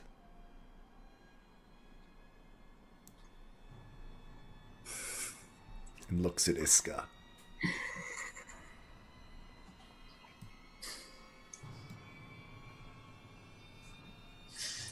Sorry, trying to think of like how to respond to this. Oh, those darn vice surges. Oh, what are you gonna do? Oh, those crazy goblins! What will they pick up next? Something that must have slipped through the guard's eyes. How careless they can be sometimes. Quite. So, of course, it is none of my business. But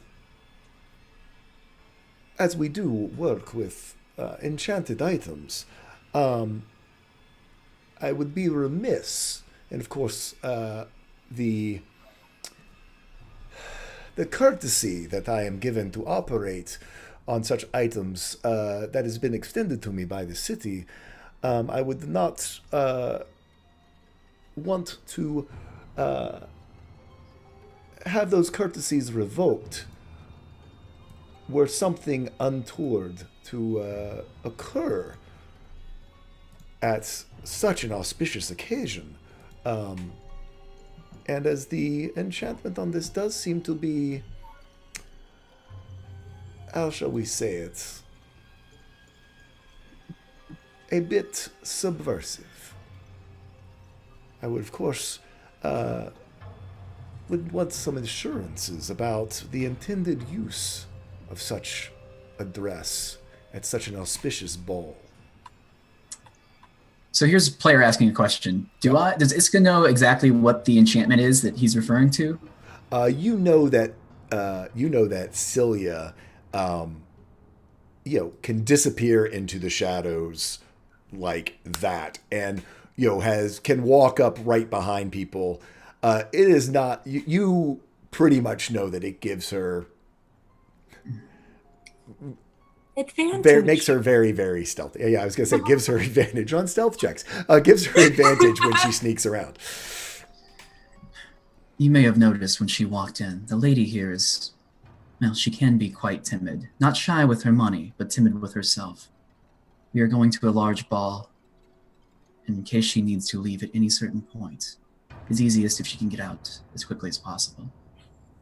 We've come here because we have the gold to spend. This is what the lady has requested. Do me a deception check. Oh, what do I have available to me? Well, you know it's bad when a bard says that. Okay, Bardic inspiration for yourself. Yeah! Oh! Gorgeous. Damn. Let's see what happens. He does have a pretty good insight. Oh, come on. Interesting. Ooh. It's a match. Ooh, it's equal. Oh my god. He looks at you and raises an eyebrow. He seems to know that you aren't telling the whole truth, but he's not going to question it. And you don't know this, but Celia would know that sometimes, an assassin guild knows not to answer questions or ask too many questions. Yes, the cat plays with its mouse before it eats it. I get it. And he does smile a bit broader and goes, if you'll just join me in the back room, we can talk about this project more in detail.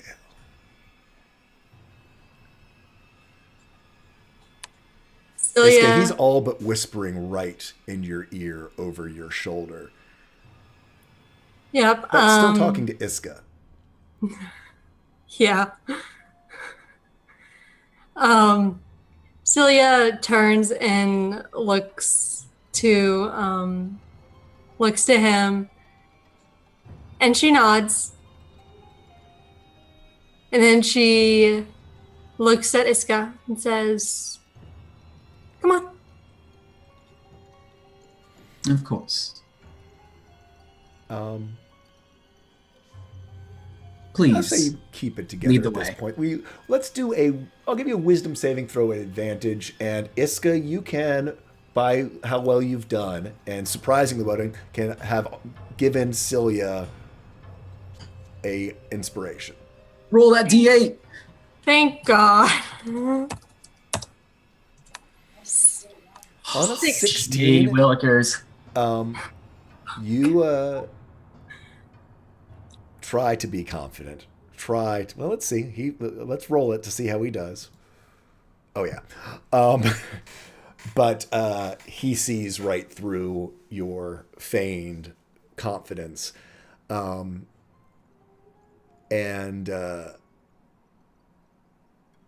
he steps by you and goes over and puts out his arm to Iska,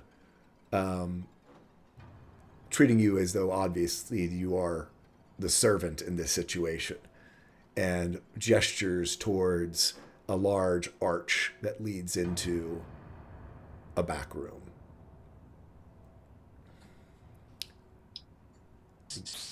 So he's wanting me to lead the way, essentially. No, he's wanting Celia to leave it. He's made it so that Celia's back is towards him, and he is arm in That's what I was trying to avoid. Arm in arm with Iska.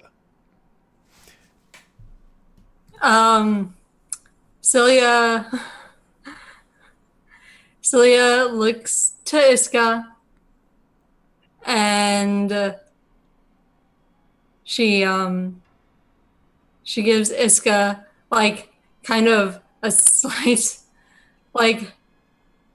Celia smile, trying her best, and begins to head for the back room. Celia leads, and you, as Celia, you start to walk away. The drow pauses for a moment and looks to Iska quietly, sort of letting you take a couple steps out of earshot, but has held Iska back, and goes, "Ah, mademoiselle, where are my manners? I am Monsieur Valsois, and who am I doing business with this fine evening?" It gives you that smile again. A humble servant of the lady.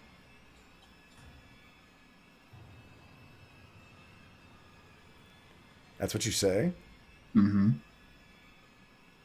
Just as DM to player, who are you referring to? You're trying to refer to Celia, or are you referring... No. He asked who he is with, so I'm assuming he's asking who Iska is. Yeah, so he's that's asking fine. who Iska is, and that's your He answer. just says a humble servant of the lady. Lady. Okay, I need to give me a. I'll let you choose. Do you want to do a performance, like you're delivering a line, or do you want to do a deception? I'll do a deception. Okay. Let's do a deception. Never heard of that skill. Worked one time. 21. Did you use your inspiration already from the chat? I have not. I'll tell you what. I'll use it here. Okay. That's a D12, So right? it's a D12. Yes. That's a 25 again. 25 again. But This God, is he is uncanny. Match again. On a 25 again. Ah! He feels he is fencing with his equal, as neither one of you are revealing. Oh, I'm so fucked as soon as I'm revealed. The thing, and he sort of whispers in your ear, and goes, "Good help is so hard to find. If you are needing a subtle companion for your trip to the ball, perhaps we could talk business along those lines as well. Your servant seems untrained."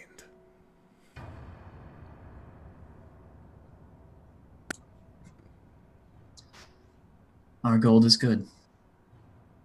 Oh, I trust that you will trust it. In doing so, trust us. it is not the gold I'm worried about. It is your platinum, because in order to be ready for the ball, this will not be cheap. But we can make miracles happen here. Never Quality know. comes with a cost, does it not? Doesn't it, though? And he sort of pats you on the hand, and you all walk through to the back room. He's not allowed to touch the talent, by the way. Luna will be sending a letter to this place later. You are not to touch the performer. There's a ball to be had. just loving how Iska's calm, and then probably on the inside, it is just like how Bird is right Like, now. what is happening? Yes, Iska is giving us all off, but on the inside it's just I'm definitely picturing the Kermit. Yeah. On the inside. With that, as you enter into the back room, he opens the curtain for you and you step inside. We're going to take our break and be back in just a few minutes. I'm going to turn it over to NNG9 and let her talk to you a little bit about the station. And we're going to have some puns and some funs. And I will be right back. Thanks for sticking with us, everyone. Thank you so much. Real quick, I just noticed because I put my arms up and I'm wearing gray. The situation is actually making me sweat a lot because I'm very nervous. So, great job. I will be right back. I'm going to turn it over to our wonderful cast to take over for a moment or two, tell you a little bit about the station, tell you a little bit about our game. If you have questions about the story so far, things like that, we can't give you a full recap, but they might be able to give you some quickie information about it. I will return momentarily, and hope you all are having fun and enjoying the story. All right, awesome. Hello, everybody. If this is your first time here, welcome. If you've been here before, welcome back. This Shadows Run 100% for charity, where the charities change every month or every 2 months. That varies a little bit. This month's charity being the Dedicated Endeavors, an organization that throws a number of events all throughout the year. And they're really dedicated to helping with those living with mental and emotional hardship. If you would like more information, I highly encourage you to click on the purple words in the description below. That'll take you to the actual website. If you want to check out the events there. If you would like to donate through our channel, you can click on the banner above that and donate any amount. And depending on the amount you donate, you can unlock various things for our wonderful cast. For any amount, you can add to the spell bank, where at every $100 increment, we get a higher level spell. So at 100, level 1, 200, level 2, so on and so forth. For $1, a D10 healing dice to any player, an advantage to any player. For 2, for 3, there's a Bardic Inspiration, which, as you can see, comes in very handy. Makes our story interesting. There's the luck dice. I don't think we're doing the Christmas surprise anymore, but all the other levels are still open for it. But please do not feel pressure to donate if it is not within your means or you do not wish to. You can just do things like share us on social media like Facebook and Twitter. Otherwise, thank you for enjoying the show. Now, Good Guy Pie, do you have a recommendation for us this week? Is Good Guy Pie actually there? Yes, he is. All right. Good Guy Pie was having some internet issues. Apparently. I guess I'll have a recommendation of something. I've exhausted my book recommendations as I've read everything currently and haven't started a new book right now. But I have a game recommendation, which was it's a nice little indie game that I picked up during the Steam Summer Sale, like you do. Its name is One Shot, and it's got the main character as Nico, this little adorable cat boy who is wonderful in every way, and he is sent into a completely different world, and it is your job to help Nico navigate this dying world and restore it back to what it once, it seems. I've not beaten it myself, but Nico's a cute little cat boy, and he meets a lot of interesting characters, and it's a fun little adventure puzzle game. I don't think it's too long. I think it's like 4 hours long, but it's fairly cheap. And it's got some interesting story items to it as well. So if you've got just a spare bit of cash and want to play a few hours of an adventure puzzle game, try One Shot. I'm having a lot of fun with it. Nice. And you said that was available through Steam, was it? Through Steam, and I think it's on other platforms as well. All right. Sounds good. Lovely, lovely. Well, the rest of our cast isn't back yet, so I have some palindromes since we were off for a number of weeks. And while we were only off 2 weeks, you can have 3 because I'm in that kind of mood. All right. Pun the first. Live evil. Pun the second. On brand. Late metal. Pun the third. Lion oil. Ooh. Sounds very cyberpunk. Not gonna lie, I wanted to try and get like a 353 going, but I couldn't, so I'm just like, whatever, I'll just do it from top to bottom then. Yes, those are our palindromes. Some people are missing. I can really see a character being called Lion Oil. And actually, those first 2 you can squish in between each other and can still make a sort of semi-understandable sentence. Live late metal evil. Yeah, you could. Or late live evil metal. Oh yeah, that would work. Lion oil sounds odd with either one. I've tried. Just Lion. Like live lion oil evil. Late lion oil metal. Actually, late lion oil metal. Oh, that works. That sounds kind of interesting, actually. Yes. All right. 5's not bad. We'll go with that. And now, time for everybody's favorite segment. It's Pun of the Week.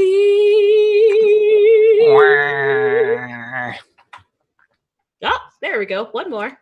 We can wait 2 seconds.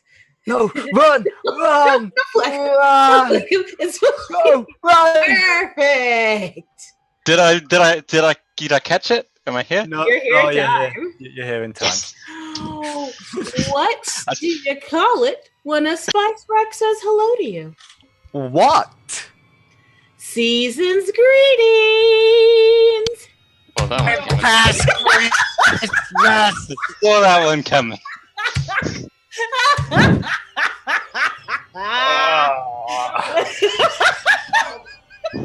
That hurt. That one hurt for more. That had layers to it. That one had layers to it, and it hurt more. Like that didn't hurt just on a singular reason. Oh, that was like a multi-pronged attack. Yes, it was a timely pun, New Titans. Titans, no, stop. Stop, no. Do not encourage the puntress. You're welcome. Don't.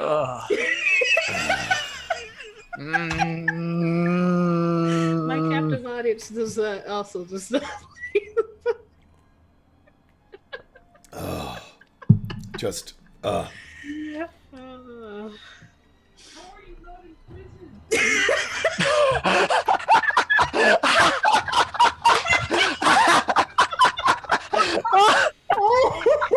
busted.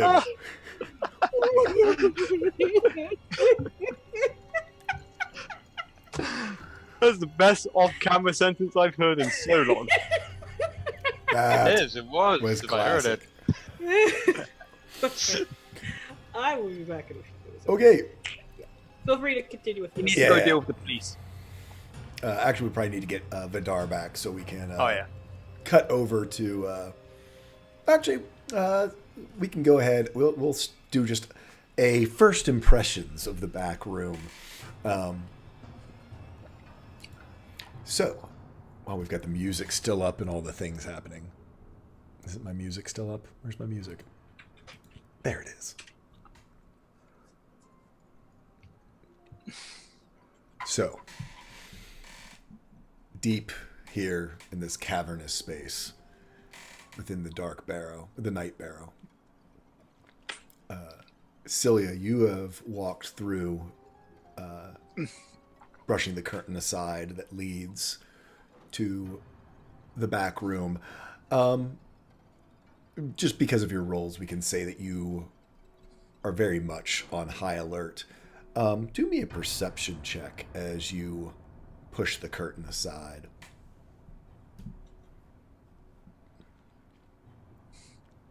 "28." She is really on high alert. You are on super high alert and the dice are proving it. And unfortunately, this bit of perception does not make you feel any better. Almost like a watermark in the black velvet curtain that leads to the back room. It's sort of a double wide arch, so it's almost like truly like a stage curtain split in the middle, and you sort of push through to the back. As you push through, your eye catches almost like a watermark in the velvet. It is a rune, one on each curtain. And with a 28, you are familiar with this rune. It's almost an Obsidian Order specialty. Back in the early days of assassination and ridding yourself of bodies, people would tie rocks to ropes and then around the bodies and let them be drugged to the bottom of deep rivers. But the Obsidian Order, oh so clever, they took a great idea and made it better. You're familiar with immovable rods. You've used them before in your acrobatics to move around. You see, the Obsidian Order created something known as a movable thread.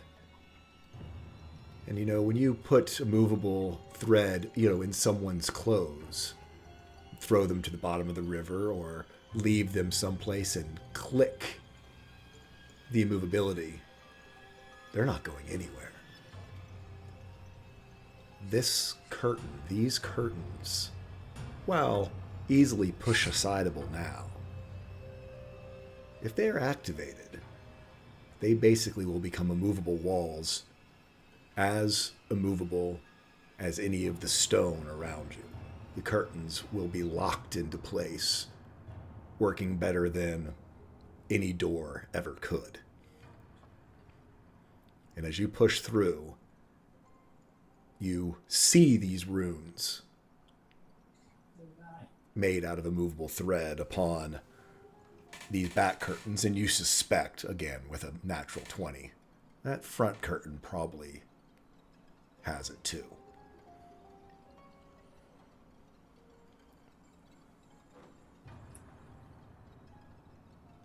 You push it aside. Step through. The room is completely dark. Even your dark vision cannot penetrate it.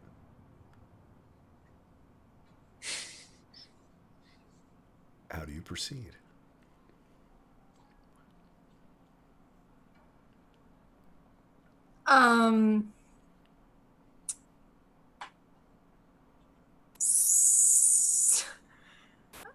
So,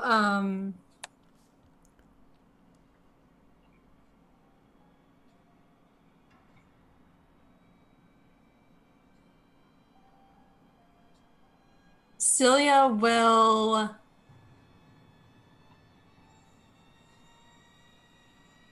kind of stop, seeing as she can't see, and she turns to look at the drow, and she says, "So, can you see through this?" Oh, and he looks and smiles. Oh, mademoiselle, I'm so sorry. I forget myself when dealing with overworlders. And he snaps his fingers, and you see a dim light emerge in the back room. It seems to have multiple alcoves in it. Celia, still off your 28 on high alert.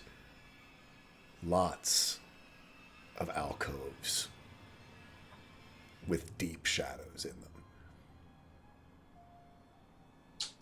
No time to be timid. Let us get your dress made. You have an important event.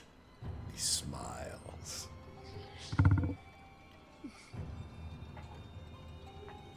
She says, the dress, how long will it take to make? We will guarantee delivery for you by the time of the ball. We still have a week, of course, until solstice. We will work day and night on it for you, of course. For our good friend here, who is a servant of the lady, looking down at Iska. She gives a very stern nod.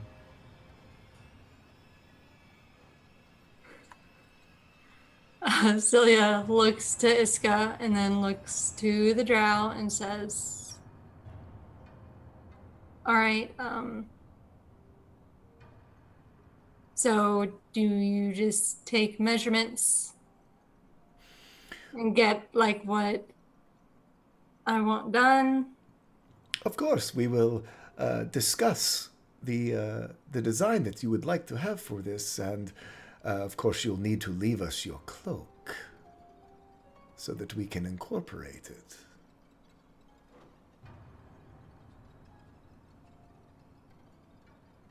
And any other requirements you might have? He raises an eyebrow, not at you, but at Iska.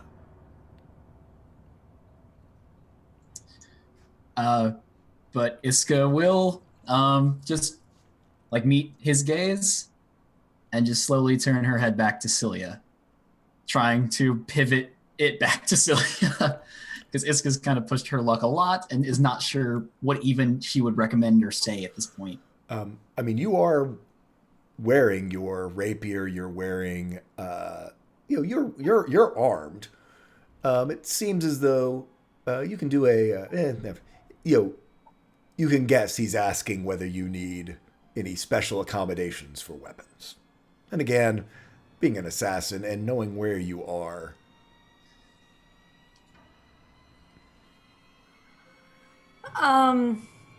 Celia will smile and she says, my only requirement is to keep my cloak. There, of course, is risk whenever dealing with enchantments, but we have the finest working on this, and for a price, you can we can guarantee that if for some reason your cloak is damaged, we will replace it in like kind.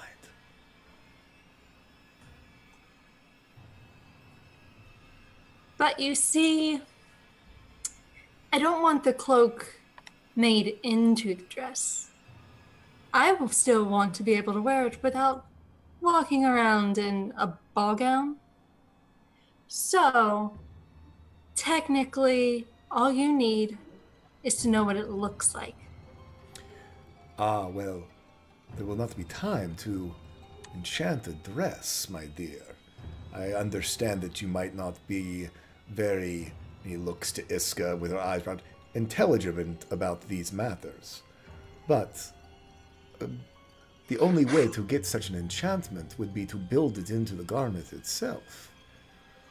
Now, of course, we could attempt to then remove it again and turn it back into a cloak, but to fiddle with an enchantment such as this multiple times of an unknown origin, a registered enchantment, of course, is something that we are used to dealing with. Unregistered magics, on the other hand, are something I think you misunderstand. A businessman like me. I think you misunderstand. I don't want the dress to have the enchantment. I just want the dress to be made to where I can wear my cloak with it. And it still look attractive to me. Ah, see, that is the issue. There is a cloak such as this, hood and full length, is not going to be considered appropriate attire for the place you're going. It looks to Iska, my dear, I can offer you, if you're looking for protection, let us talk candidly. If you're looking for protection at the ball, I could offer you the services of one of my associates to escort someone as esteemed as you and not have to deal with these types of issues. You understand that if I was looking to hire protection, I would find a mercenary. I came to a fashion dress shop for this reason alone. It would befit you to focus on our business at hand. As you are channeling your inner Luna, Stage Mom will be proud. I've got to put it as intimidation. And yeah, this is an intimidation check. Come on. No. What do you have? Can I burn a luck dice? You may burn a luck dice. If you're also going to burn an advantage, you need to announce it prior. I have no advantages. It's okay. Come on. Big roll, please. And Okay. you know what? Screw it. We're still in the same little area. I'm not near that. What's the limit again? 6 per encounter? Yep. I think this would be my 5. 4th. 5? Okay, this will be my 4th. I'm burning Okay. that inspiration. Okay. Oh! 25. The magic number. 25 again. Holy Nailed cow. it, buddy. That Nailed it. magical number. He's gonna roll another 25. He's going to roll a 26. I know it. Don't break my heart like that. I will tell you what. Because you are female, and these are drow. Drow is a matriarchal society, and you've pulled out the big guns. He will have disadvantage on this insight roll. Oh. On an 18, Yes!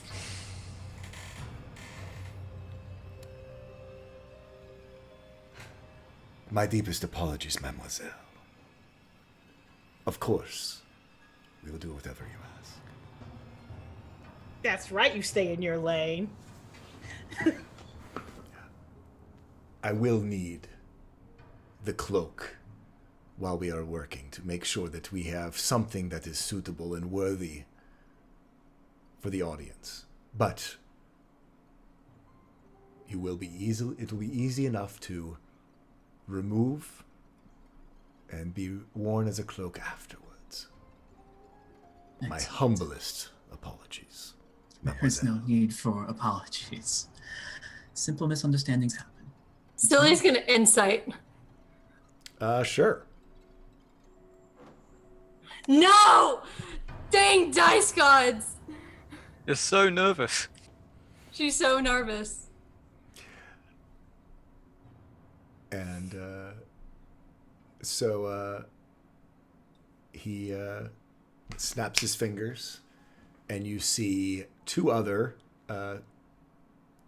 less nicely dressed drow males, obviously sort of seamstresses, come run out and begin taking measurements and holding up different fabrics. All the fabrics down here are very dark colors. Most drow fashion is very much, if you've seen the show Penny Dreadful, it's very much that sort of Edwardian Gothic style with overcloaks and stuff. They are a tailor; they can do anything. But you for the most part, you're not going to find pink. Not that Celia would wear pink or Isilme would wear pink. No, she's not a pink person. So you can let us in on what colors you choose, or you can save it for later. But as they work with Celia, Monsieur Valsois sort of takes Iska over and very much in a subservient mode offers you a seat, lets you sit down. There's a table here, very nice, ornate wooden table in Falcon's Crest. And a carafe of wine, so deep red wine it almost looks black. And pours you a glass. He pours himself a glass, sips first to make sure you know there's nothing weird. And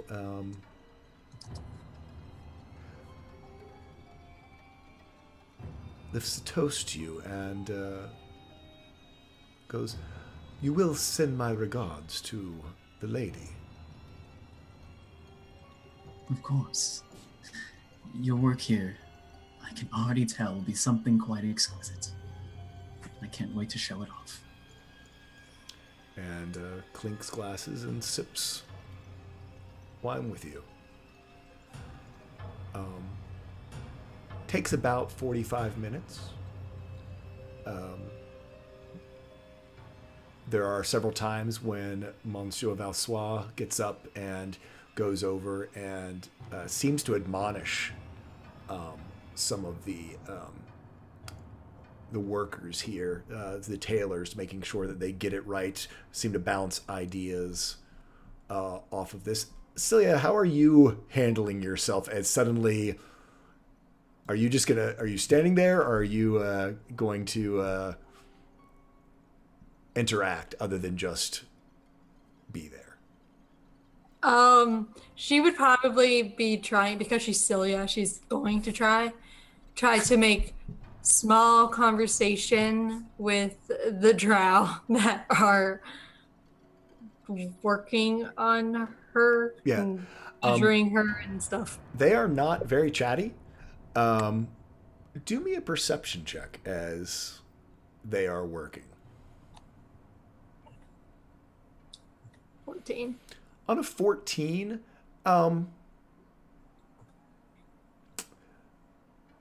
these tailors that are working on you, they're not tailors. They have the wrong build for a tailor. These are obviously not their first profession. Now, they do seem skilled. They seem as though they are going to do a fine job at whatever they do. But, tailors don't have the level of musculature that these tailors have. You notice one of them, when they are pulling out one of their tools and some scissors, draws it very much as someone would draw a weapon. Little giveaways, little telltales. And the 45 minutes pass, and Monsieur Valsois looks to Iska and goes, "And where may we send this? As I'm sure you would not want to have to trouble yourself with another visit to the Ninth Barrow." Actually, we're at the Windward Basin. Is that, or what's The the name Windward of our- Star. Windward Star. The Windward Star would be just fine. Ah, You've of a room course, there. I should have known that that was someone of your esteem would be staying. Yes. Any, your room, will they know you at the front desk? They'll know at the front desk. Very well. And he gives you a smile and escorts the two of you out. You do leave. I assume you leave behind the cloak. It's really difficult for her. But she will. Okay. Yes, you leave behind the cloak of Elvenkind and are escorted back out onto Rue Noire. You do see, as the evening has progressed, there are more people about. They still seem to be giving you a wide berth, and you realize now that this borough, this part of the city, it has a fairly substantial population. Either one of you all can do a history check. Both. On a 15, Iska, you probably know this from your songs and tales that you've done. Drow are nocturnal. They cannot take the sunlight. You came in pretty much right at dusk, so it would have been the equivalent of walking into a commercial district like at 6 a.m. right as shops were opening. So now that it's been a couple hours, things seem to be moving around more. There's much more population here.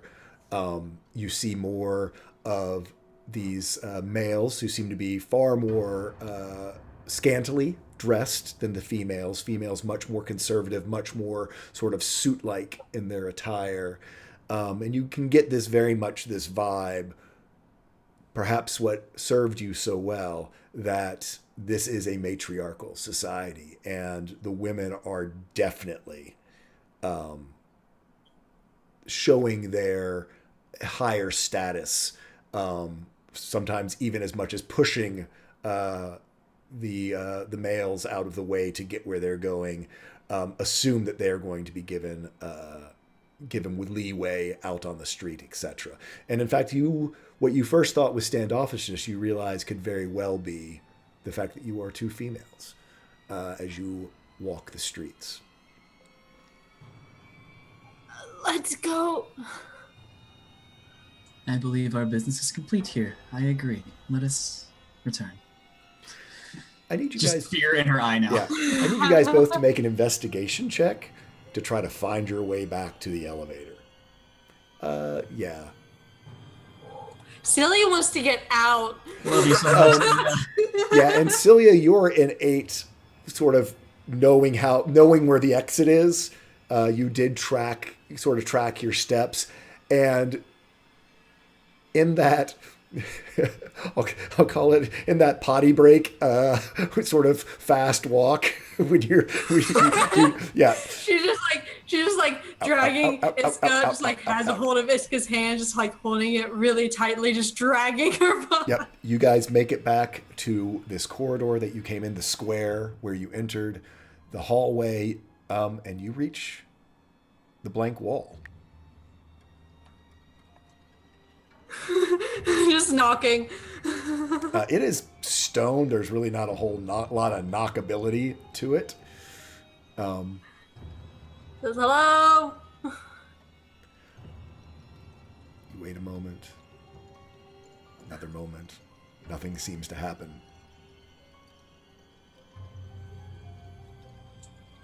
Our business is concluded here. Wait another. Said we weren't welcome, so can we go now? Another moment, and the door slides open. You can step inside.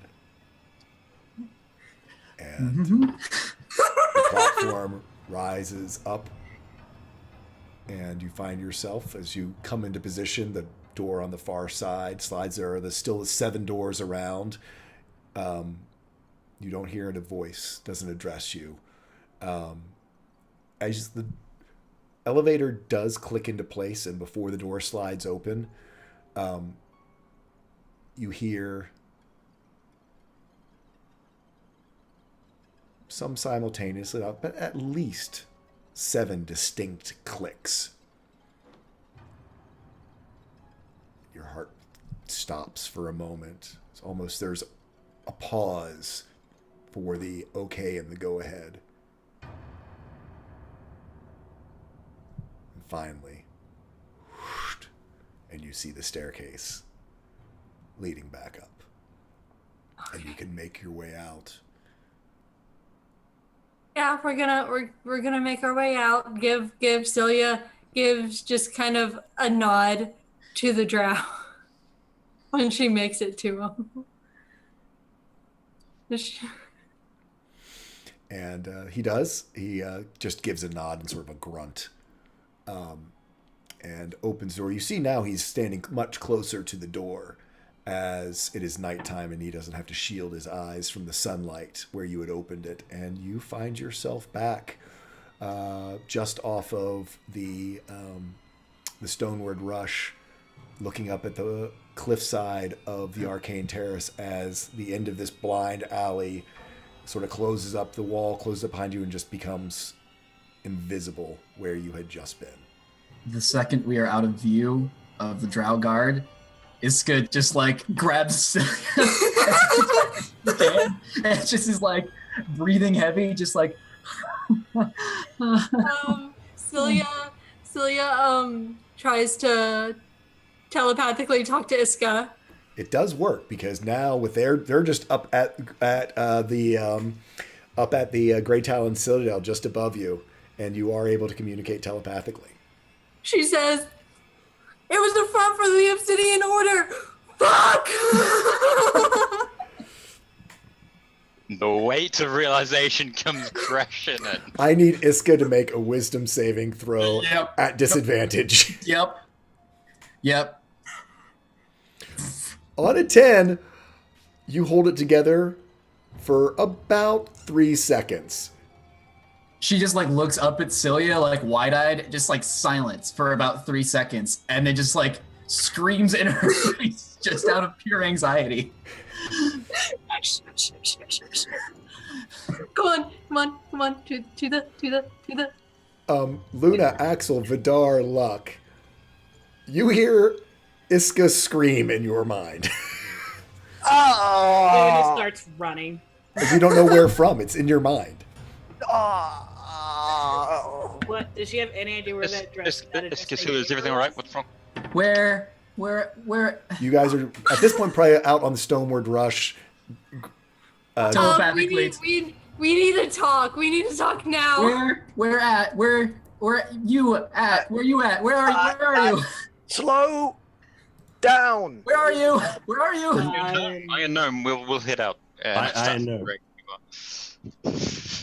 So yeah, you hear that they're up. You through it all, you make out they are at the Iron Gnome. There are drinks there. There is alcohol there. Let's go.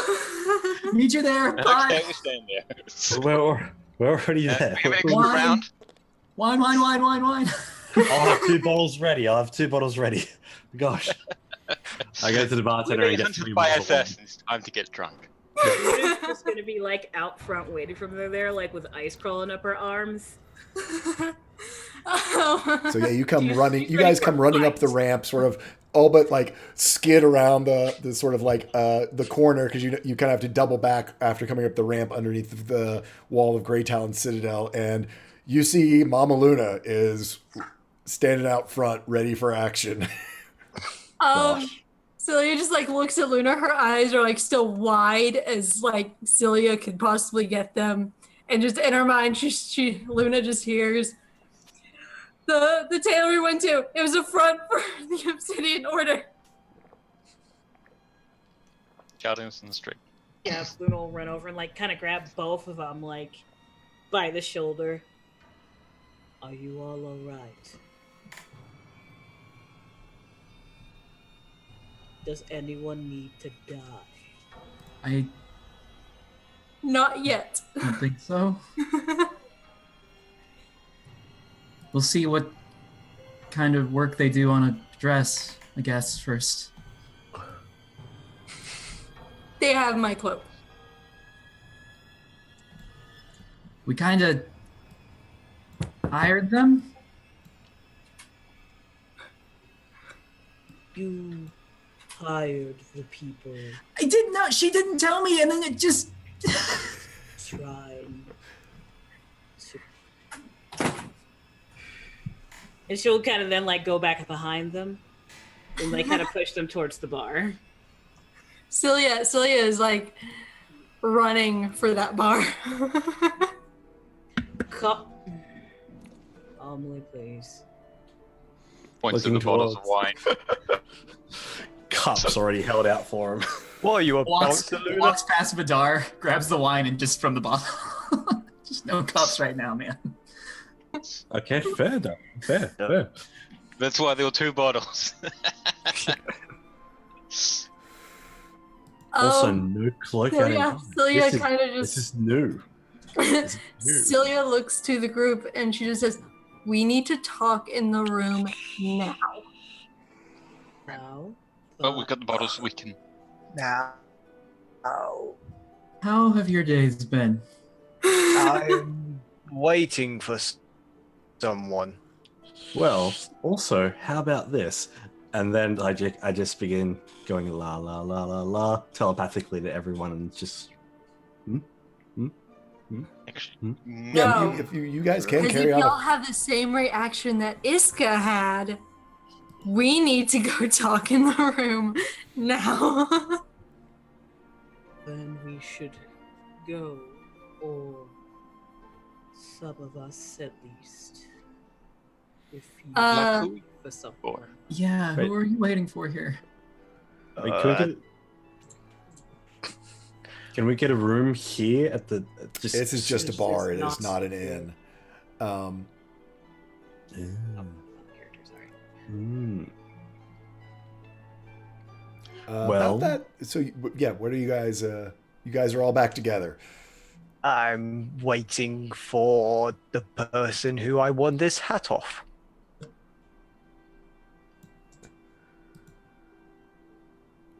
Do we know anything about that person? For some reason, I had it in my mind that it was like a drow. He is a drow.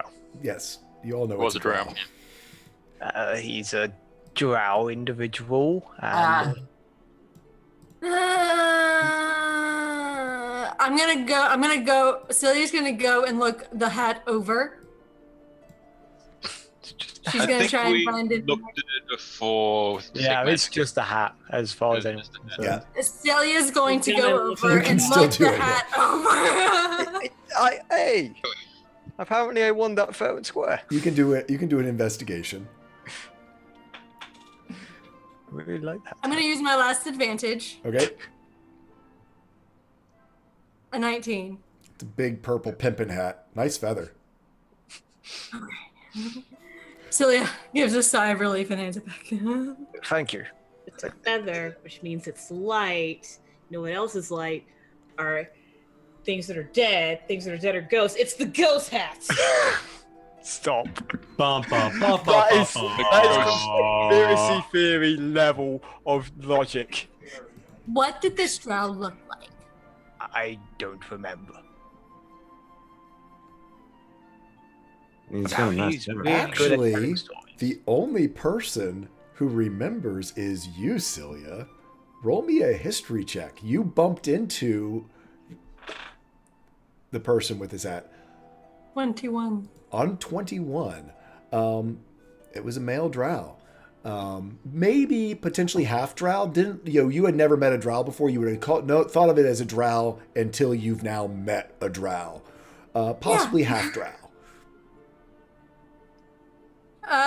You bumped shoulders literally right before, like as you were exiting, as you stealthed out of the bar last time on Friday night, you recall the hat. Celia kind of looks at the hat, looks a little thoughtful. She's like, seen that before. Hey, I know what the drow looks like. Oh, great. You can point him out when he comes through the door. I feel like if he was gonna come, he would have already come by now. It's only about an We'll be here hour after dusk, so it's really just now getting dark. As a note, Luna has not sat down. She's still sort of on high alert. Okay, Understandable. understandable. Celia looks to Luck, says, how important is it that you find the person?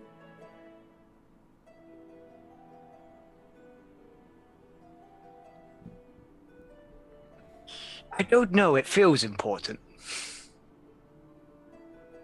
Feels proper, does it?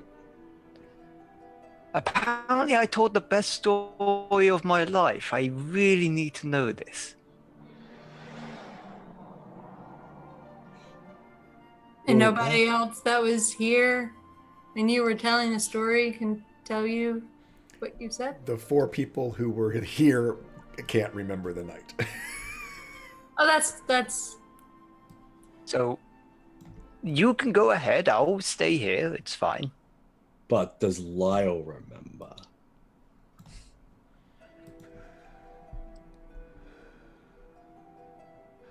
Well, yes, of course I do. Well, Lyle chimes in. And could you possibly, if at all, assist in any way possible? And I will treat you to whatever delicacies I can provide. Well, seeing as you did just reforge me, I guess I could oblige. It was quite a tale, actually. It was that old tale of yours about Rhaegar. Rhaegar? What's it? Hrothgar the Bold.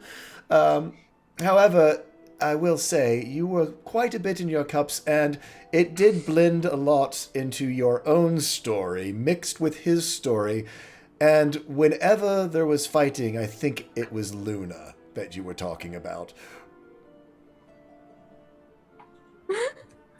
Sounds like the best story. Luck, do me a... What's this drow's name? I'm trying to think. What would be a good one for remembering something? I'm going to let you do a wisdom. I'll let you do a wisdom check. All right. I'll take that. On a 16, you're starting to remember. You get a little bit of a... Yeah, you had a great audience that night. It was... Everyone was cheering you on, and while you can tell the story of... isn't it Hrothgar? Isn't that... Hrothgar, I think. Yeah, Hrothgar. I'd have to pull it up myself. Yeah.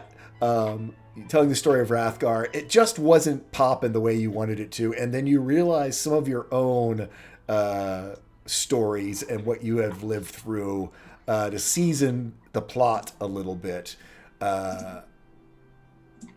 Really made it, you think, quite spectacular. Ravnar, by the way. Ravnar. I knew it was close. I was close. You were close.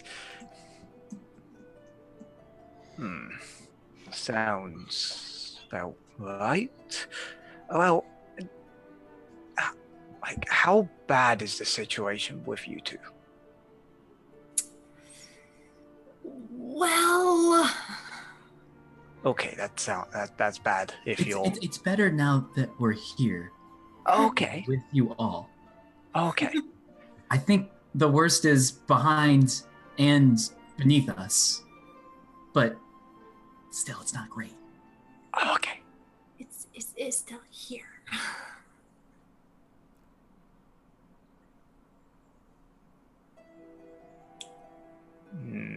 Not good. Are we in immediate danger or more like potential danger? Potential?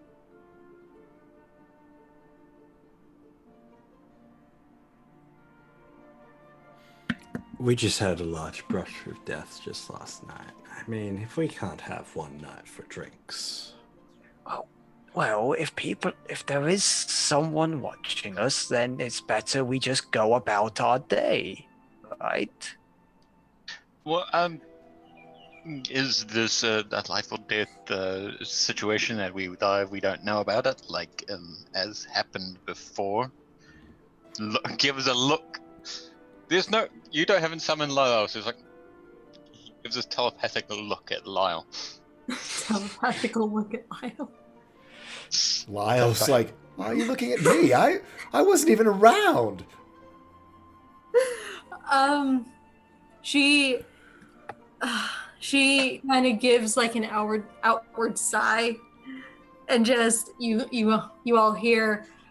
I mean, if you want to just like in your minds, if you want to say that the obsidian order that I faked my death with, and they think I'm dead, that we saw the Taylors, that was a front for that group.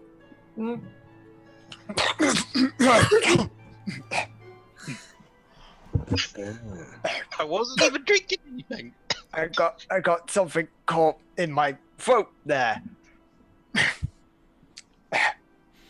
Mentally. I mean, at this point, the gnome, the iron gnome. I mean, it's about as subtle as a Harley in here because of the noise and stuff going on. It is the first night of solstice week, so it's even your choking and whatever pretty much doesn't even draw a glance.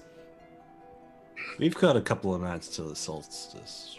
We can be careful, be very careful. But if we just go into hiding, it might look a bit odd. But, thoughts, plans? What are you thinking? But I think towards. Well, I need to stay like this. Mm-hmm. So, no being silly, yeah? Oh, yeah. Well, you've been in town for Celia for some while, though. you've popped in Hasn't there. she been Iselme most of the time? She's been Cilia a couple times in the city, What is most? but for the most part, she has been Iselme. Okay. I mean, there was in the room. I believe I'd have to go back and super double check, but I mean, when she disappeared, she immediately went to Iselme when she left the Iron Gnome. Then she was missing for a couple days, and I mean that was Friday. Today is just Wednesday. Y'all have only been in town really for just about 10 days. Gosh, has it even been 10 days? Y'all arrived. A couple of months there. Yeah, it's a couple months in real time, but the reality is, you guys arrived. You have only been in town for a week. It's that's been far too much for this week. Too much. And we've had how long till the solstice? How long till the dance? It's year? 1 week. It's 1 Oh, week. Next Wednesday is the solstice. Let's go into hiding for a week. Yeah, that sounds a good idea. My question is because the drow that was there kind of said that Landra would have been able to work on what I wanted, but she sent me to them.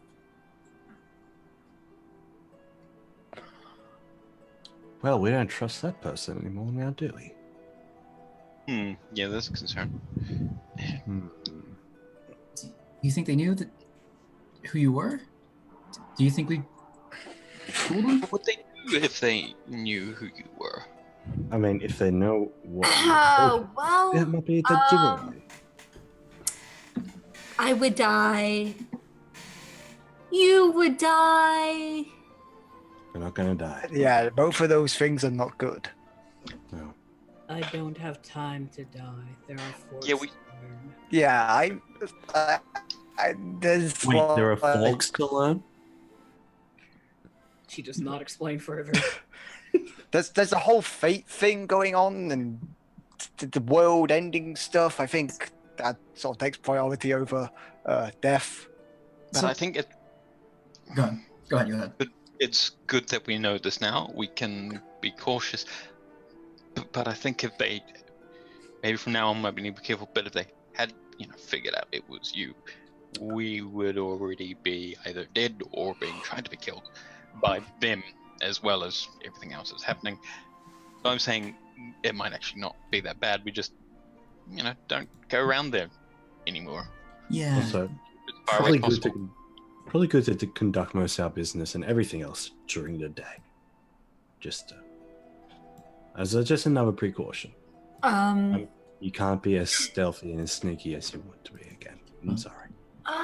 She looks down at her lack of a cloak and says, "Can't be as sneaky as I once was." You can have the boots back. Oh, that's right. Yeah. She perks right up. Good. Wow. Look, you take them off right now and just. They're Oh, yeah. stretched Big out. old- Straight lines coming from them. Well, they're magic, so they size, but Yeah. Luck being 6'4", 6'5", I'm figuring he's probably got about a size 14, maybe 15 boot. Oh, yeah. And yanks him right off. I was gonna say, yeah, Luck, you tell me, do you yank him right off here in the bar? Oh, if it cheers him up, you just do in his nice little black socks. I mean, he's probably a bit drunk. Yeah, you have been drinking for the longest of anyone because Axel and Vidar only drank the 4 Prestidigitation beers. And listen, he's not the first person to lose his shoes tonight at this bar. No, actually, if you look around, yeah, Eska, do a perception check. There's at least 4 different people who've lost shoes. One of them seems to only have lost 1 shoe. The dwarf lady, the one-eyed dwarf lady, seems to have also lost 1 shoe and is eyeing your half-finished glass of wine suspiciously. No, you're drinking out of that's the bottle. not. Wait. Yeah. No, that is super normal here. I get just covering up the wine bottle now. Yeah.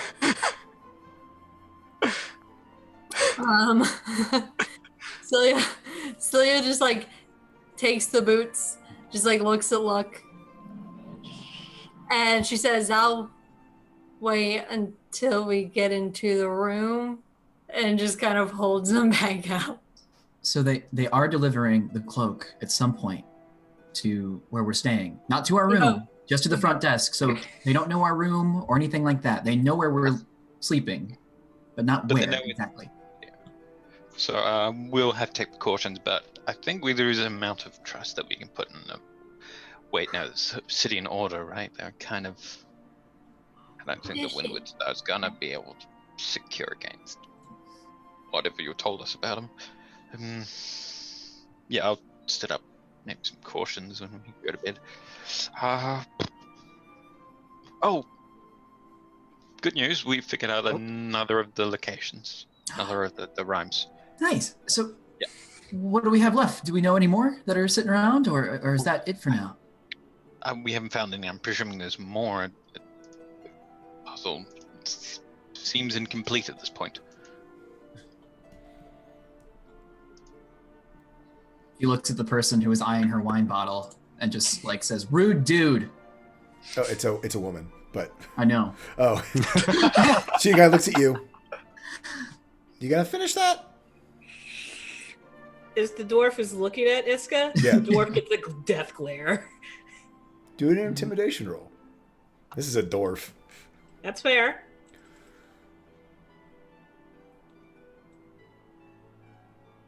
Ooh, it's a dwarf. It's a dwarf. She gives 0 fucks. Oh, I'll Comes put it in the close. jar. Ah, there goes our PG rating. I'll put it in the jar. You got it, There, Jay. Jar. It wasn't me. I mean, I said the F word earlier. Yeah. To diffuse the situation, look just slides down the rest of his ale, just like.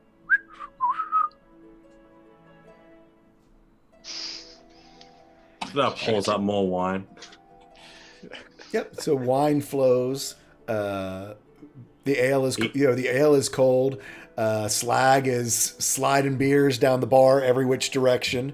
It's a happening night. Every once so often you hear a cheer go up from one corner or the other.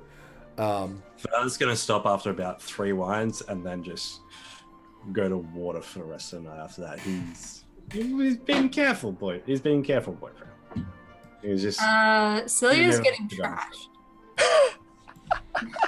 Okay. He prepares Lyle. In the back of his mind, he's going to prepare Lyle. If she needs a place to nap, she's got the ring. Gotcha. Safe escorting. And same goes to the rest of you. So, Celia, give me like 3 Constitution savings throws to see how fast you are drinking. You're drinking fast. You grew up in Balafira, and some of the young Obsidian Order apprentices, as you all were going through, there would be girls and boys night out after a hard trade of training, and there's not literally a funnel, a beer bong on the table or wine bong, but you might as well be as quick as you are. Pretty much as soon as your glass is full, it's empty again, and then full again, then empty again. So you get your buzz on really fast, but you know how to do this. You have got that nice, heavy, feel good, de-stressing buzz when you hit that 19 that just, you're just, can't feel your teeth, but you're happy. Like I can still comprehend Absolutely. things. You're not sloppy at all, but you are good. You feel good. Anyone else tying one on? Yeah, Iska's there with her. Go on. Go on, Luck. Get up there and dance. Yep. No. So yours goes a little bit differently. You have a trouble getting those first couple ones down, but then, man, this wine is good. And again, with 11, you're not sloppy, but you are not keeping it together nearly as well as Celia is. Iska like babbling about what happened earlier, like, and I said something about the lady. It was easier for me to be scary than to be sexy, like earlier at the elevator. So I think I'm gonna try to be more scary.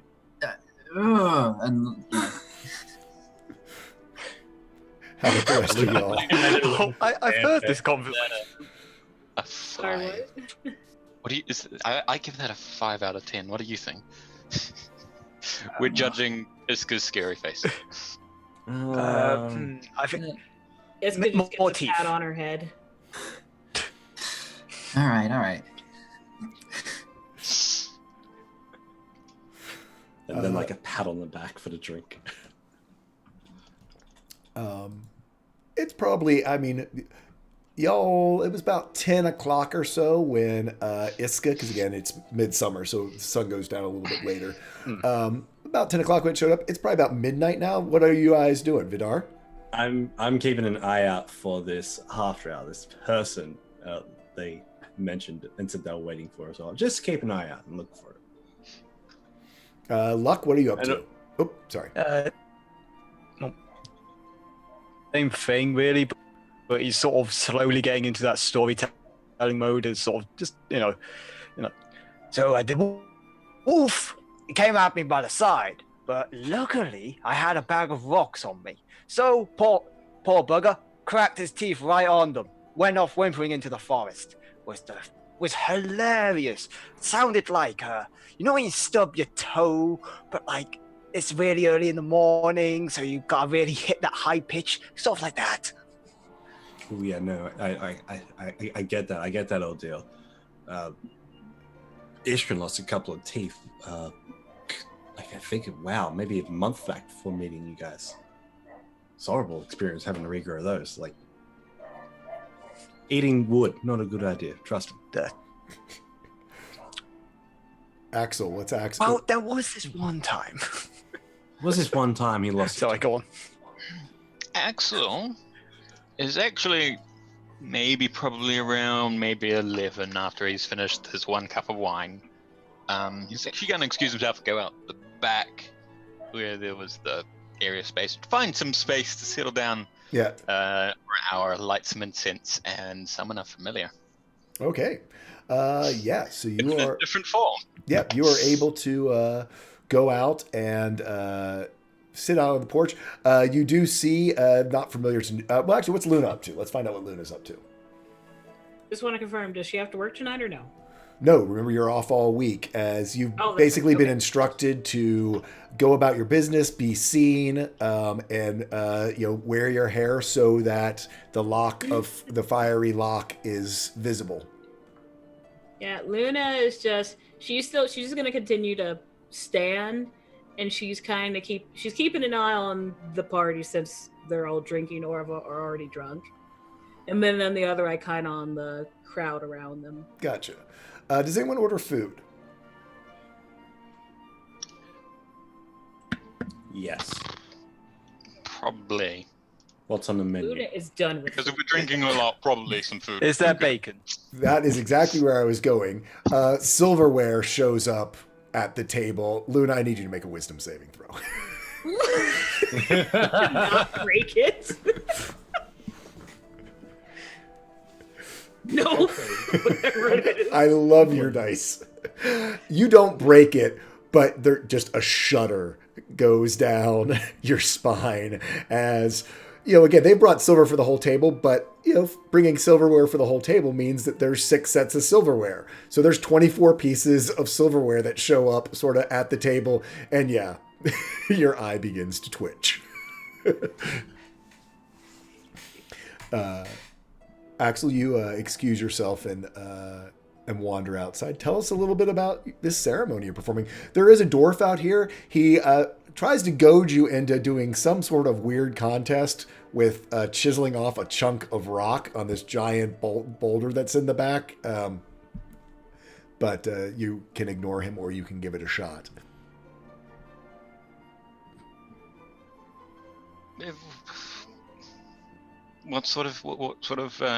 What is it? Exactly. Literally, he's standing there with a chisel Yeah. and a hammer, and he looks at you and goes, chip off the old block? Come on. You can do it. You have to instruct me how. Just one game I do have things planned, but yeah, just Set the chisel, Yeah, and whack it hard. No magic. He sees you in your robes. give it a go. He's like, not so great. Oh, give it a go, give it a go. But he's got to try and be smart about it. Because Okay. that's So, yeah, do me an intelligence check to see if you can find. I mean, this rock has been pummeled, so there's potentially a fissure or something here that you could take advantage of. Intelligence. Nice. On the natural 20, you find where it's not obvious to the eyes. A lot of this is about knowing your way around stone, but actually, having grown up sort of up near the Anvil Stone Peninsula over on the other side, you do know quite about stone and all of your studies. And you figure that if you pop this right in the right spot, you could get this chunk to fracture off. So I will give you an advantage on a athletics or strength, or if you want to finesse it, I'll even let you acrobatics it. I'm pretty sure it's going to be finesse. Okay. So, yeah. Jay, go. I think your mic's doing a weird thing again. Oh, is it? going Thank up you. it. Better? All right. Maybe some more talking. Okay. So on a 12, you thought you had it. Actually, you were pretty close. I had it at a 14 down from the normal because of having the natural 20. But yeah, you can't quite get it off, get the chunk of rock to fall off. However, you do leave him a pretty wide opening, and almost with no effort at all, he and knocks it off. And how much did you wager on yourself?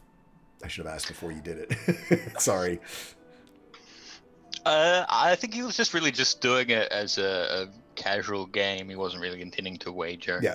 So anything. But if the guy sort of pushed him, he might have chucked like in a gold yeah, he'd piece been or- like a silver or a gold or something. Yeah. He Gold he piece. wants someone to play with. He would have pretty much accepted anything. Yep. Yeah, he wasn't out to hustle you. But anyway, so tell us a little bit about your summoning ceremony. So,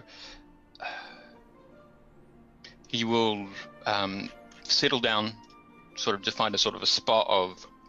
It's not actual soil, right? It's actual rock. It is correct? rock. Up here, it is all rock.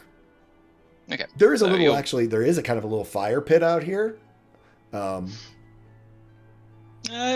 These just sort of find a corner Yeah. and put inks and such, and just do a sort of just a small circle, two circles with sort of a intertwining line going around the inside of it, and just magic circle on the center. Who's going to set up, well, fetch some embers from the fire, set up a little bit of incense in the center. I actually don't know if he has what he was intending for, because he has an actual intent with this one. Oh, he might not.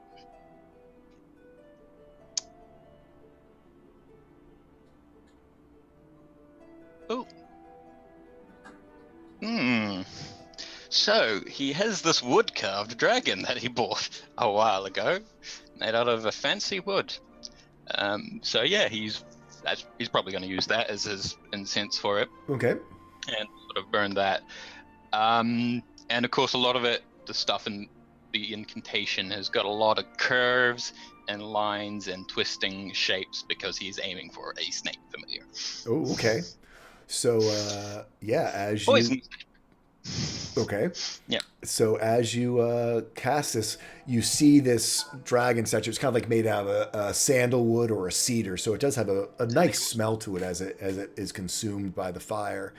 And as it slowly burns down to ash, there's this small pile of ash, and because it was a dragon, it is sort of an elongated pile. And you see at the end of the ceremony, as the ash sort of starts to elongate and thin out and sort of almost become a ribbon following around this sigil. I kind of see it almost like the Orin on the front of the book from the Neverending Story.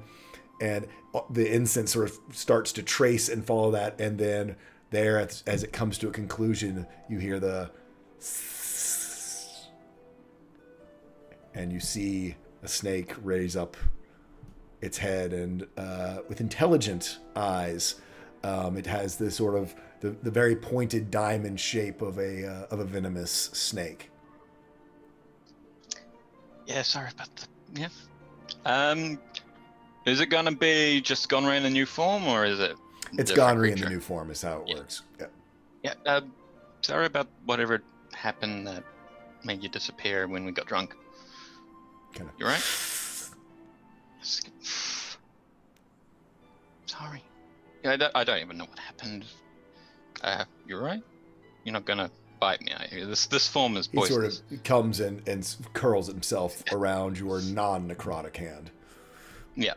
Sort of almost like a bracelet. Yeah. It's the perfect sort of just armrest. That's exactly what the intention. And he'll head back in with a snake friend. Okay. So, Iska, Cilia, y'all are well in your cups. I was gonna say, by this point, like, Iska's at that table with the dwarf lady she Yeah. mocked earlier, and now they're singing like old dwarven drinking songs as she Oh, plays yeah. the violin. And literally, it's sort of like the dwarf sort of keeps like putting a splash in your glass and then like filling hers all the way to the top as you've offered, the bottle of wine and to keep them coming. And she's just drinking off of you as much as she possibly can. Luna, your call whether you're keeping an eye, letting this happen, or sort of just keeping an eye on the situation. Iska can do what she wants. She just had a problem when the dwarf was going to try and take something from Iska. Yeah. So, Luck, you've gathered a good crowd around you. Cilia, you're comfortably numb.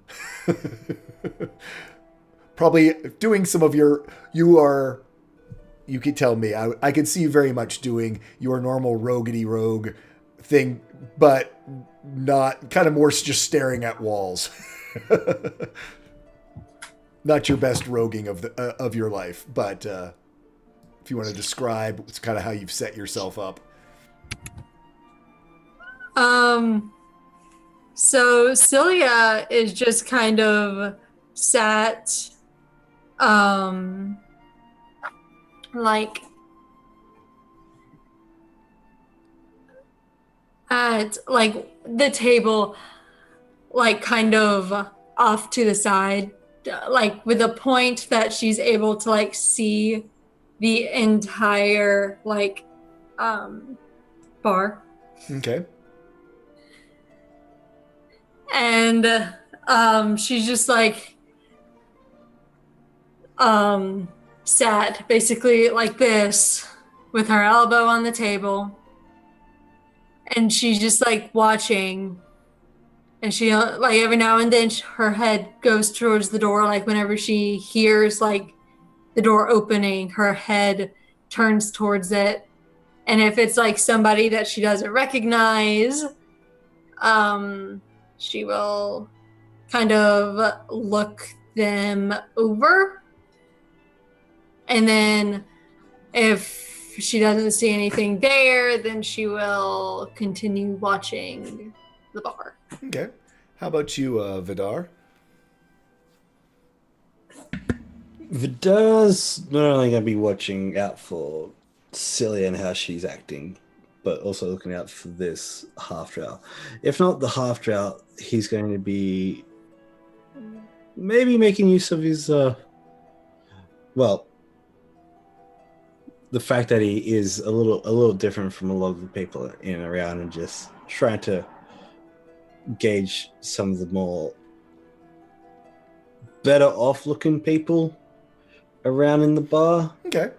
Just try to make some connections around the place and just start talking. Just start brief little conversations. Do a perception check.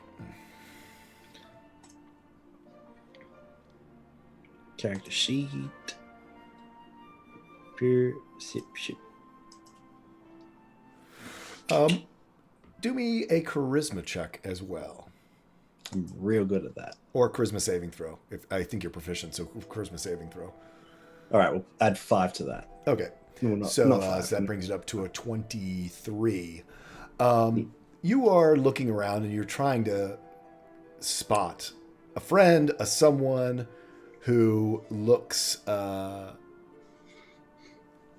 inviting, friendly. There are, quite a few moon elves. In fact, most of the population of Falcon's Crest is moon elf. Even the half elves are kind of moon elf based, for the most part, as they're from Sylvanari or Falinari. And as you sit there, you're sort of looking around a bit. It's been a rough couple of days. It's been a rough couple of days. Yep. And there's just more and more threats coming in. Someone they just size. You don't even catch the person approaching you out of the corner of your eye. But a handsome moon elf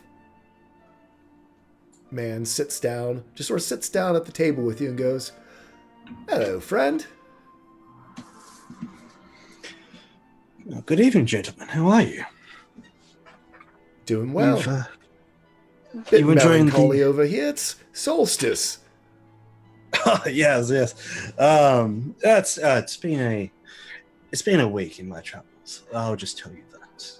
It's been a good time. How are you, friend? Vidar Lycra. Wonderful to meet you. And you are? Silvani. Silvani. And what do you do with yourself, Silvani? You can sort of look over his garb.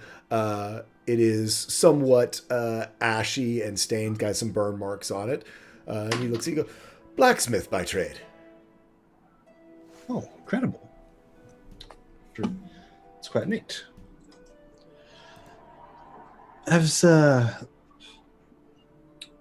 Now this solstice. What what would one such as you be contributing to the solstice? Like, I don't mean to pry or make fun of any of your sort of your trade, of your workmanship. I'm just actually curious. Like, have you had any wonderful special orders or anything coming through? I don't know. Oh, just the normal things, really. We do quite a bit of the decorations. A lot of the not the flowery things. Lots of brackets. That seems to be everyone wants brackets so they can hang up their garlands all over the city. Same old, same old. But can I buy you a drink? Oh, of course, please. Raises. Please. What are you drinking this evening? We are just having the sherry wine. Oh, nice. And orders over a bottle and pours you a glass, pours himself a glass. I say thank you. And then I just pull out one of the more finer looking daggers that were hidden around in Ishrin's basically in Ishrin's mantle, the tri-corner daggers that he had. And was just pulled out. What do you reckon about this kind of work? I've never really had it praised. I never really thought about it. It's a very strange looking sort of dagger. He what are your thoughts? Takes it from you and whistles and goes, "Whew! Well, that's quite a piece you have right there." My thank you. It's beyond my craftsmanship for sure. Actually, it seems like not from even some of the blacksmiths I know. Is this from up on the Arcane Terrace? Oh, no, this is much further away than there. This is beyond this world. No, not beyond this world, please. The forces in that are silly. No, this is something I got out west. Oh. Not the location, but just on the western side of the continent, my friend, just to clarify. Well, you're a long way from home now, aren't you? Oh, the solstice, please. Well, the solstice happens everywhere, but you did come to the right place here for Falcon's Crest is quite the gala event, especially with everyone getting ready to head out for the conclave right after. Tell me, for the solstice event, where would you recommend? Oh, well, there'll be parties in the streets, as they say. Depends on really what you're looking for. If you're looking for drunken debauchery, certainly the Overhang Terrace is going to be quite the show. Down there at the Cobalt Cloud, you know how it is over there. They'll scandalous. And then, of course, all the fancy events will be up on the Stonewood Rush. Us commoners will be here up here in the keep. Well, eventually we all end up down doing our most debaucherous things down with the best of us. Well, I guess. He sort of gives you a sly smile. Does Celia hear that? Do me a perception check.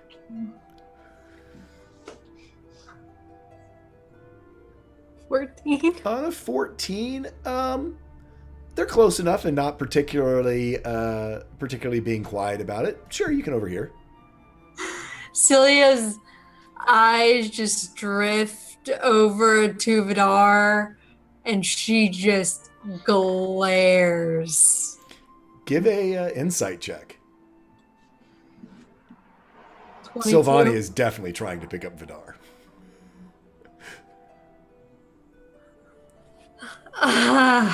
Oh, no. We can't have that, no.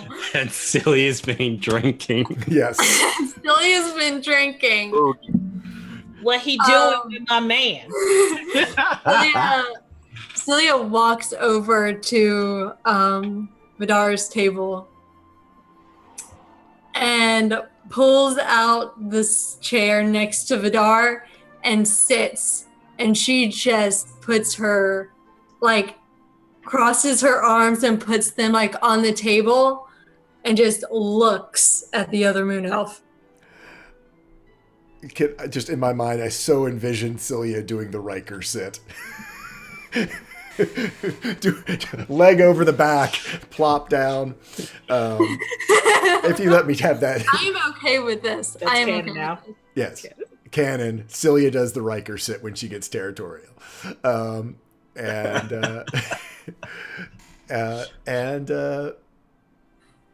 He kind of looks over at you questioningly. Actually, he's going to do an insight check to see if he picks up on where the trouble that he's just gotten himself into. I look over towards Celia as she sat down and go like, "Oh, hi, honey. You haven't." On an 11 and with the hi, honey, he kind of goes, oh,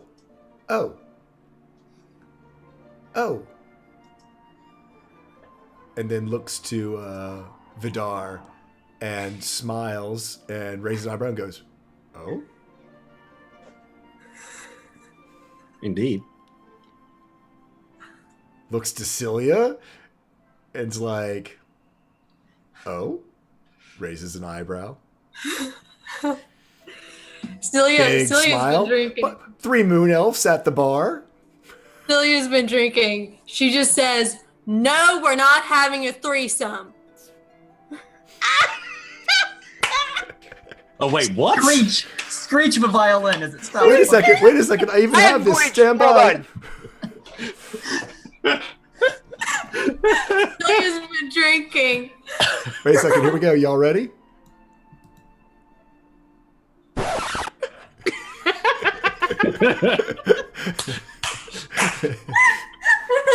There is silence at the table. and Silvani Walks in. it's lovely meeting you. It was lovely meeting you. And scurries towards the door. As he goes out the door, he goes, oh, excuse me, pardon me, excuse me. And you see a half-drow walk in. And doesn't take much to catch his eye because immediately upon coming in goes... Straight away. Look who's back. Oh, golly, that's the wrong accent whatsoever. Mademoiselle, I need to get my French accent better. Look who is back. Like Goldheart, the man who told the tale that even the storyteller like me was happy to lose my hat over. Thank you about that, by the way. Real nice hat. Isn't it, though? So, I am... are you here telling tales again? Or will you give me another try? Oh. Well, I think... Sort of finishes a drink. I think it's always fun to put the hat back on the table. Well, won't this be something? Gather round, everyone! Gather round! What's everyone doing as this half-drow is gathering everyone over to your location? I'm looking at... I look at Celia and be like, to be honest, I was actually thinking about getting a designed sheath for Ishran's old daggers. You mentioned He was trying to pick you up. He gave zero fucks about your daggers. Well, in that regard, he cared about one. Yeah, but let's half. Hi-oh! Hey-oh! And with that, I take Celia by the hands, like, come on, half drow's here. And how about everyone else? I'm gonna hold on. I can do this. Hold on, this is gonna happen. Hold on. Good, I'm in trouble.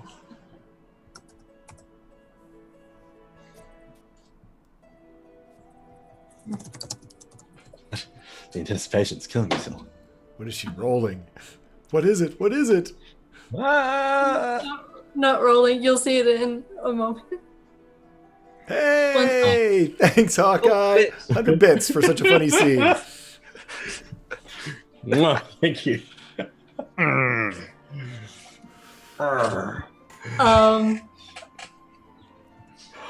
Too innocent, too pure. The PG rating is no There we more. go. $10. Thank you. We'll put that into the spell bank for sure. Gosh, go us. $10 to That's the spell for bank. all of my shenanigans for this episode. And with all your shenanigans, on a 20, you're just able to hold it together as you recognize this half-drow. It's one of the tailors from down in the Dark Barrow. And that is where we're going to end our session. No, you can't. You can't do this to us. Kill the curtains. Damn it, Jerry. Oh, damn it. And on I- that, My storytelling friend might want to kill us at some point. Oh God. $5 says it's Savander. Ooh. so let's go around and let everyone let us know where they can find them around the interwebs. Hi, I am Dragons and Cats. I was playing Vidal Lycran, and that was a fantastic, glorious scene. To be honest, that's a good way to start the year. Good way to start the year, wasn't it? You can catch me on my channel, Dragons and Cats, where I play some D&D. I've been playing some Divinity as well. And Blurb. Done. Templar Warden. Hello, I am Templar Warden. I was playing Hidden by Axel, the Tabaxi wizard dad, who now has many friends. He's got Death Snake, Axel Snake, Riley. What else is going to pick up next? Anyway, you may catch me anywhere on the internet party's as... souls. Oh, Oh, sorry. Spoilers. No, you may catch me anywhere on the internet as Templar Warden. You may find me on Twitter at Rainer Templar. Pretty much. This is what I do online. You will find me. Anyway, but it was good, interesting session. Hope you enjoyed the cringiness of me and It's awesome. Dragons Are Cats trying to figure out rhymes. It was awesome. good. Speaking You of got- speaking of cringiness, Bird versus Plane. Hey, I am the living cringe. I'm Bird. This was a fun session. I'm so glad Iska and Celia aren't, dead. But we'll Yes. see how it goes. We'll truly see how it goes. You can find me on Twitch and Twitter at Bird vs. Plane. I'm a charity streamer. You can probably catch me tomorrow playing some Divinity 2. So hop on by. Next up, NG9.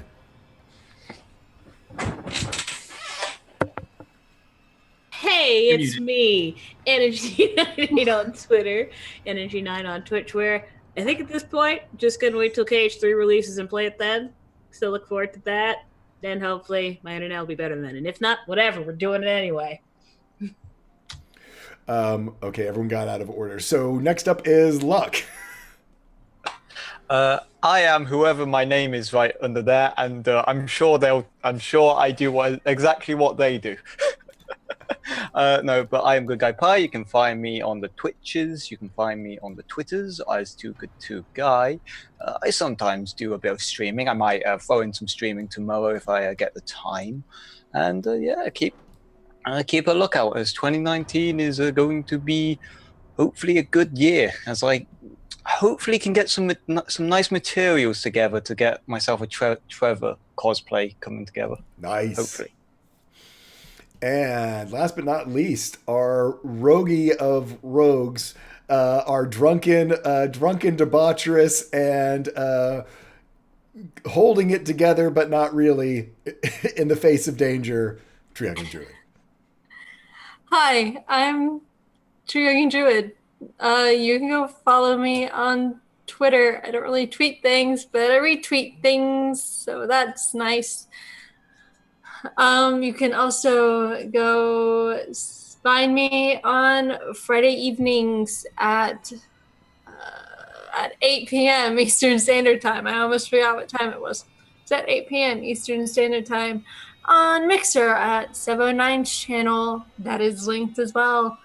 Where I play Gypsy, a human bard rogue. She made a deal with the god of death. We're fine. Perfect. And we got everyone. Yes, I am Tall Squall. You can find me here and other places around the internet. The best place to figure out where I am and when is by heading to my Twitter, and the pinned tweet up at the top will tell you all those things. Might be playing some Divinity. Where he is. He's over there. With Bird vs. Plane tomorrow. And you can find me over on the Scraticus Academy on Mondays and on Encounter Roleplay on Tuesdays. I like to retweet tons of stuff and have also been doing lots of posts about D&D fitness as well. So if you have a New Year's resolution and want to come have some fun with us as we all try to keep everybody on track, that would be great. Hope everyone enjoyed the session today. I know I did. And we will see you next week. Same Vice time, same Vice channel. Until then, gather your friends together and tell a story, because that is what it is all about. Y'all take care of yourself. Good night. Bye-bye. Hello.